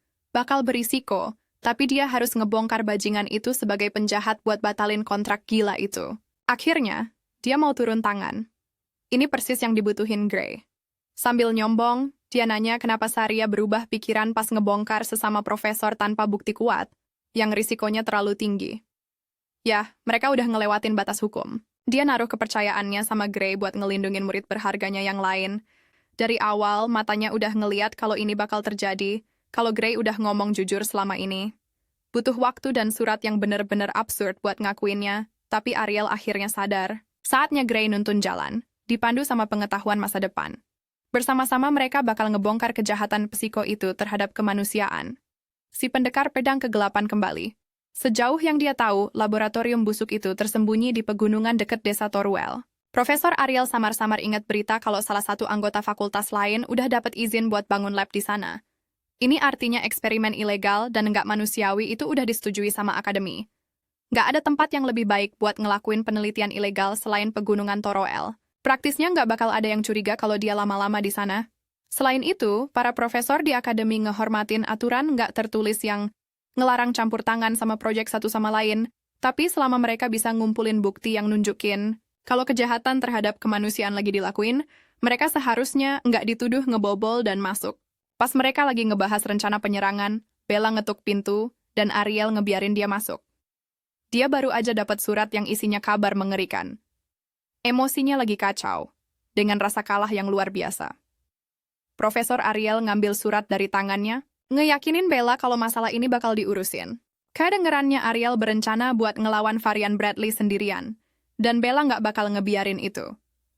Dengan senyum yakin, dia ngotot kalau dia bisa ngalahin bajingan itu sendirian kapan aja. Si cewek muda yang khawatir itu ngasih tatapan, memohon ke Gray buat ikut campur, jadi dia maju dan janji bakal ikut sama si profesor. Ngumpulin tekadnya. Bella juga nawarin diri buat ikut. Dia nggak mau ngandelin orang lain buat nyelesain masalahnya. Ariel pikir dia bisa gerak sendiri. Dia ngingetin mereka kalau varian itu profesor berpengalaman. Bukan cuman itu, dia juga orang gila yang nggak peduli sama nyawa manusia. Kalau dia nangkep mahasiswa nggak berpengalaman yang coba gagalin rencananya, nggak tahu deh apa yang bakal dia lakuin. Sebagai orang dewasa di obrolan ini, dia nggak mungkin ngebahayain anak-anak ini. Tapi Grace ngeliat ini sebagai alasan yang lebih kuat kenapa pergi sendirian itu berbahaya. Dia negasin kalau dia bisa make kekuatan yang dia pakai buat ngalahin General Ogre kalau dibutuhin. Dia nggak bakal jadi beban. Lagian, kalau terjadi sesuatu yang buruk sama Ariel, program Divine Eye pasti bakal dibubarin, yang secara efektif ngeluarin Gray dan teman-temannya. Dia lebih milih punya suara buat masa depannya, pilihan buat nentuin nasib mereka sendiri. Lihat tekad di mata mereka, Ariel nggak mungkin bisa nolak. Mereka ngomong seolah-olah mereka bakal tetap ikut, meskipun dia ngelarang. Kalau gitu, dia setuju. Buat jadiin ini misi tim dengan satu syarat. Apapun yang terjadi, mereka harus prioritasin keselamatan mereka sendiri. Gray dan Bella langsung nerima syarat itu. Setelah nyelesain beberapa tindakan pencegahan, mereka bertiga pergi ke pegunungan Torowell yang angker, tersembunyi di dalamnya. Laboratorium pribadi varian Bradley yang luas terbentang di depan mata mereka. Susah ngebayangin kengerian macam apa yang terjadi di dalam tembok-tembok tinggi itu. Sekali lagi, tujuan utama misi ini adalah ngumpulin bukti kegiatan kriminal. Nggak lebih, nggak kurang. Dengan amarah yang jelas di matanya, Gray ngekonfirmasi kalau mereka ada di tempat yang benar. Di sisi lain, Bella ngerasa was-was. Dia nggak yakin apa mereka beneran bisa ngelakuin ini tanpa masalah. Profesor Ariel udah ngerjain PR-nya. Varian Bradley seharusnya lagi ada di konferensi masyarakat sihir sekarang. Labnya seharusnya bebas dari varian. Tapi kemungkinan besar gerbang utamanya penuh sama segala macam jebakan. Buat jaga-jaga, mereka seharusnya nembus tembok samping dan bikin pintu masuk sendiri. Ngebobol lab yang disetujuin akademi itu udah kejahatan. Nggak ada bedanya, apapun cara yang mereka pakai. Terakhir kalinya Ariel ngasih Bella kesempatan buat balik kalau dia berubah pikiran. Sambil megang tongkatnya erat-erat, dia buang semua keraguannya. Dia nanya apa sih profesor beneran mau ngelewatin semua masalah ini buat orang kayak dia. Gray nyela dan ngejawab kalau operasi ini bukan cuma buat Bella. Ngehentiin rencana licik varian Bradley itu demi dunia. Kalau mereka nggak ngelakuin sesuatu sekarang, banyak orang bakal mati dan seluruh dunia bakal menderita. Profesor Ariel ngerasa alasan Gray agak berlebihan. Tapi dia setuju kalau si binatang mesum itu harus dihentiin. Jadi Bella seharusnya santai aja dan nggak usah mikirin macem-macem. Bukan cuma dia yang butuh diselamatin. Dengan semua basa-basi itu, Ariel mimpin jalan, nyeret Bella sambil Gray lari di samping mereka dengan kecepatan penuh. Pas sampai di tembok samping lab yang tinggi, dia dengan tenang ngaktifin mantra api. Beberapa ledakan api nembus beton tanpa perlawanan. Ledakan yang dihasilinnya nerangin seluruh gunung dengan cahaya yang menyilaukan. Harus diakui si profesor. Dia tahu cara bikin pertunjukan yang heboh. Gray, yang pertama ngintip lewat pintu masuk dadakan itu. Apa yang dia lihat di dalam bikin dia merinding. Di depannya ada lorong panjang dan gelap dengan sel-sel penjara yang tak terhitung jumlahnya di kedua sisinya. Di dalam sel-sel itu ada orang-orang kurus kering yang dirantai dan nggak sadar karena disiksa secara ekstensif. Beberapa dari mereka kelihatan udah mati. Beberapa kehilangan anggota badan dan berdarah dari luka terbuka yang terinfeksi. Mereka tahu bakal nemuin sesuatu, tapi mereka nggak nyangka bakal secepat ini. Nggak perlu repot-repot nyari bukti yang memberatkan. Kelompok itu ngelewatin lorong panjang. Setiap sel berjeruji besi diisi sama korban-korban varian Bradley. Sejauh ini Ariel udah nyatet jejak 14 mantra terlarang yang dipakai ke para tahanan. Fakta itu aja udah cukup buat ngevonis varian atas pelanggaran pidana serius. Nggak perlu lagi nyebutin daftar panjang pelanggaran HAM yang jelas-jelas dilakuin di tempat ini. Akhirnya mereka nemuin ruangan gede di tengah-tengah lab. Lantainya berkerak sama darah lama dan baru. Di tengah-tengahnya kelihatan lingkaran sihir yang serem. Kelihatannya kayak semacam altar. Rencana awalnya adalah masuk, dapat bukti konkret, terus keluar, tapi si penyihir muda yang baik hati itu ngerasa terpanggil buat nyelamatin orang-orang yang kejebak di neraka ini. Gray ngerasain firasat buruk. Mereka nggak seharusnya lama-lama di tempat ini. Misi penyelamatan bakal makan waktu lama banget, dan varian mungkin balik sebelum mereka sempat mikirin langkah selanjutnya. Sosok hantu muncul dari kegelapan. Dia dengan santai jalan ke arah kelompok itu seolah-olah lagi jalan-jalan di taman pribadinya. Profesor Ariel langsung ngenalin orang yang makin dekat ke arah mereka. Itu dia orangnya, si mitos, si ilmuwan gila yang jeleknya minta ampun. Varian Bradley, bro, ngerasa punya aura. Gray langsung ngeluarin pedangnya siap ngadepin apapun yang bakal dilakuin si aneh itu. Varian Bradley nyombong kalau dia udah nyiapin pengganti buat datang ke konferensi. Dia lagi diambang terobosan penting dalam eksperimennya. Lagian, orang ini nyombong kalau dia berhasil dapetin bahan-bahan yang seger banget buat upacara penting. Kamu lihat, dia suka make tikus lab manusianya pas mereka masih segar dan bernapas. Tapi lihat Profesor Ariel dan murid-murid kesayangannya di depan pintunya, dia mutusin buat ganti rencana. Ariel khawatir sama murid-muridnya, Bella lumpuh karena ketakutan yang mendalam, dan Gray siap buat berantem kapan aja. Eksperimen malam ini bakal ngasilin hasil yang jauh lebih baik kalau bahan yang dipakai punya potensi sihir yang lebih gede dari orang biasa. Varian nggak tahu gimana mereka bisa tahu soal neraka kecilnya di bumi, tapi dia yakin kalau mereka bertiga lagi beroperasi secara rahasia. Itu artinya mereka nggak pernah ngasih tahu siapapun kemana mereka pergi. Kalau mereka semua tiba-tiba hilang, nggak bakal ada satu orang pun yang tahu harus nyari kemana. Apapun hal gila yang varian siapin buat mereka nggak bakal nimbulin kecurigaan. Lupakan kejahatan terhadap kemanusiaan, kasih orang ini kursi listrik buat senyumnya yang serem itu. Dengar dari pidato jahatnya, jelas banget kalau Profesor Varian Gatel pengen ngubah mereka jadi tikus lab yang bakal ngelewatin batas-batas sihir itu sendiri dengan harga yang mahal. Karena mereka udah lihat semua boroknya, mereka nggak bisa dibiarin hidup. Dia mungkin juga bakal manfaatin potensi sihir mereka sebaik mungkin. Di tengah-tengah monolognya yang megah, Varian nemuin bola api raksasa ngarah ke kepalanya. Mantra itu meledak dengan ledakan api yang nerangin ruangan yang kering itu. Anehnya, serangan itu bukan datang dari Profesor Ariel. Itu datang dari si petapa agung masa depan sendiri, Bella Albright. Lihat ekspresi tegasnya, kayaknya rasa takut awalnya udah hilang. Sayangnya, serangan mendadak selevel ini nggak bakal berhasil. Varian ngelindungin dirinya pakai perisai tepat waktu. Meskipun begitu, dia muji potensi dan ketegasan si cewek yang luar biasa. Dia nganggep penemuan bakat luar biasa kayak gitu berkat mata Dewa Ariel. Dia belum pernah merhatiin kelas penerimaan khusus sebelumnya. Mungkin dia harus mulai lihat lebih dekat ke rekrutan lain di angkatan kontroversial itu. Tapi, mahasiswa akademi biasa yang coba ngebunuh profesor nggak bakal pernah berhasil. Kesenjangannya terlalu jauh. Ngelepasin semua ketakutannya, Bella nerima kalau lebih baik tangannya berdarah daripada dibunuh. Dia nyaris aja kehilangan kesempatannya. Khawatir sama murid-muridnya, Ariel ngasih perintah buat mundur. Mereka udah punya bukti dan akademi seharusnya bisa ngurusin sisanya. Profesor Vario nggak bakal ngebiarin mereka pergi gitu aja. Sebelum mereka sempat melangkah, energi hitam yang membara nyembur dari tongkat si profesor gila itu. Sebagai balasan, target utamanya adalah Bella. Dia kelihatan kayak rusa yang kesorot lampu mobil. Ariel harus gerak cepet buat nahan serangan itu pakai perisai cahayanya. Dengan fokus penuh, dia nguatin perisai itu sementara energi gelap terus-terusan nyerang. Varian dengan sombong ngejelasin kalau sihir pertahanan itu sia-sia buat api kerakusan ini, yang merupakan salah satu buah dari penelitian ekstensifnya. Mantra ini nyiptain api yang rakus banget sampai ngebakar dan ngelahap sihir pertahanan, ngubahnya jadi bahan bakar. Secara teori, ini mantra sempurna yang nggak bisa diblokir. Satu-satunya kekurangannya adalah dibutuhkannya beberapa bahan biologis langka buat ngeluarinnya. Seperti yang Varian jelasin, perisai Ariel cepat hancur dan dikonsumsi, bikin api kerakusan jadi lebih besar dan liar. Dia coba nyelamatin situasi dengan ngelibatin mata dewanya. Make kekuatan misterius itu ngasih dia cukup waktu buat masang perisai lain. Pas lapisan pertama akhirnya nyerah. Lapisan kedua nahan beban sihir terlarang yang udah diperkuat itu. Seperti yang diduga, perisai kedua Ariel juga hancur dan diserap sama api dalam hitungan detik. Takut sama yang terburuk, dia ngelempar kantong ingatan mantra ke Bella dan Gray. Dia pikir kalau Heathcote lihat kantong itu, orang itu bakal tahu harus ngapain. Daripada ngambil bukti dan lari, Bella malah masang perisainya sendiri. Ariel mulai panik. Dia udah nerima kalau ini mungkin akhir dari hidupnya, tapi nggak harus buat murid-muridnya. Tapi tetap aja, Bella nggak suka sama ide ninggalin profesornya di tengah pertempuran pas dia masih punya tenaga. Ariel nyinggung janji yang mereka buat sebelum misi ini. Mereka semua setuju kalau ada yang nggak beres, keselamatan harus jadi prioritas utama. Sihir Varian jelas nggak wajar. Yang bisa Ariel lakuin cuma ngulur waktu dengan mantra pertahanannya yang cepet rusak. Pas lagi debat sama muridnya, mantra pertahanan itu akhirnya hancur. Dia ngerasain efek balik dari mantranya yang hancur dan Bella cepet-cepet ngambil alih. Perisai tembus pandangnya ngimbangin kekuatan api kerakusan dengan mengesankan. Bella nganalisis serangan Varian dan nyimpulin kalau serangannya sendiri nggak begitu kuat. Cuma butuh sihir pertahanan yang sedikit beda buat ngelawannya. Lihat apinya berhenti, Varian hampir aja pingsan. Teori sihir tandingan buat mantra ini cuma diketahui sama segelintir orang. Jadi gimana bisa seorang mahasiswa biasa tahu? Bella dengan santai ngejawab kalau ada orang spesial yang baru aja ngajarin dia beberapa teori baru.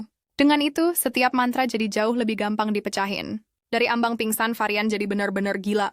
Dia mikir ada orang dari lingkaran dalamnya yang mengkhianatin dia dan nuntut buat tahu nama si pengkhianat. Sambil ngegoda dia dengan ekspresi paling polos, dia ngejaga rahasia identitas mentornya. Orang yang ngebuka dunia sihir buat dia itu cuma mahasiswa biasa dari jurusan ilmu pedang. Dia dengan sabar nyampein beberapa ide gila soal teori sihir dan dengan kejeniusan bawaan Bella, nyatuin semua informasi itu jadi hal yang alami. Varian jadi korban pancingan emosi yang sukses. Lihat urat nadi orang ini, bro. Udah mau pecah. Pernah kepancing emosi sampai ngeluarin kristal berdarah yang mencurigakan buat ningkatin jurus pamungkasmu? Ngeremukin kristal berdarah di tangannya, jiwa-jiwa manusia yang kejebak di dalamnya langsung keluar buat ngasih bahan bakar ke api kerakusan lebih banyak lagi. Di titik ini apinya lebih kelihatan kayak monster hidup daripada mantra mati. Varian mungkin ngelakuin kejahatan terhadap sihir dan kemanusiaan, tapi mantranya keren abis. Meskipun begitu, Bella ngira perisainya bisa nahan sedikit lebih lama. Secara teori, dia bisa memperpanjang kebuntuan ini tanpa batas, tapi cadangan mananya nggak bakal bertahan lama. Paling bagus, dia mungkin bisa bertahan 1 menit lagi. Dengan tangannya yang sibuk soal pertahanan, Ariel harus ngambil alih serangan pakai mata dewanya. Profesor berambut merah itu fokus ngeliat aliran sihir. Jelas dia lihat ada titik di mana apinya tipis banget. Kalau dia bisa nembakin mana keluar perisai, Ariel mungkin bisa nembus. Dia ngeluarin untayan mana yang bermuatan buat ngalir bebas ngelewatin perisai besi Bella dari posisinya ke Varian. Ariel punya jalur yang jelas buat nembak mati. Sayangnya, untayan mananya yang meliuk-liuk terlalu lemah buat nembus api kerakusan. Mereka pelan-pelan padam sampai benar-benar mati. Varian ketawa lihat usaha serangan balik yang menyedihkan itu. Seingat Gray, sihir ofensif Profesor Ariel itu salah satu yang paling lemah di antara para staf. Keahliannya ada di tempat lain, dengan sifat apinya. Kekuatan ofensifnya yang emang lemah pasti udah dilahap juga. Mereka harus cari cara buat nyelesain ini cepet-cepet. Bella mulai kehabisan tenaga. Kuda-kudanya goyah, genggamannya gemeteran. Perisainya bisa hancur kapan aja. Ini persis alasan kenapa Ariel coba nyuruh murid-muridnya lari ke tempat aman tadi. Dengan semua pilihan lain udah habis, saatnya buat acara utama, Gray buat nanggung beban. Bella nggak tahu gimana dia bisa ngasih damage pas ada badai sihir kuat di antara pedangnya sama Varian. Gray pada dasarnya bilang, enggak, gue bakal menang, Profesor Ariel bisa baca apa yang dia rencanain dan ngingetin Gray buat nggak make kekuatan misteriusnya lagi. Make itu terlalu cepat bisa bikin lengannya yang lagi sembuh jadi nggak bisa pulih atau bahkan bisa ngebunuh dia. Tapi, mati sendirian lebih baik daripada mereka bertiga mati, kan? Lagian mereka khawatir nggak ada apa-apa. CMC cepet-cepet nembus api kerakusan, nampilin cahaya merah mematikan di sisi lain buat dilihat Varian. Hal terakhir yang dilihat si profesor gila itu adalah tebasan sempurna Gray yang nggak terduga, bercampur sama percikan darahnya sendiri. Otaknya masih coba nyerna apa yang baru aja terjadi, sementara kepalanya udah kepisah rapi dari badannya. Gitu aja Profesor Varian Bradley dieksekusi dengan adil atas serangkaian kejahatannya. Eksekutornya adalah orang yang bakal ngubah alur sejarah.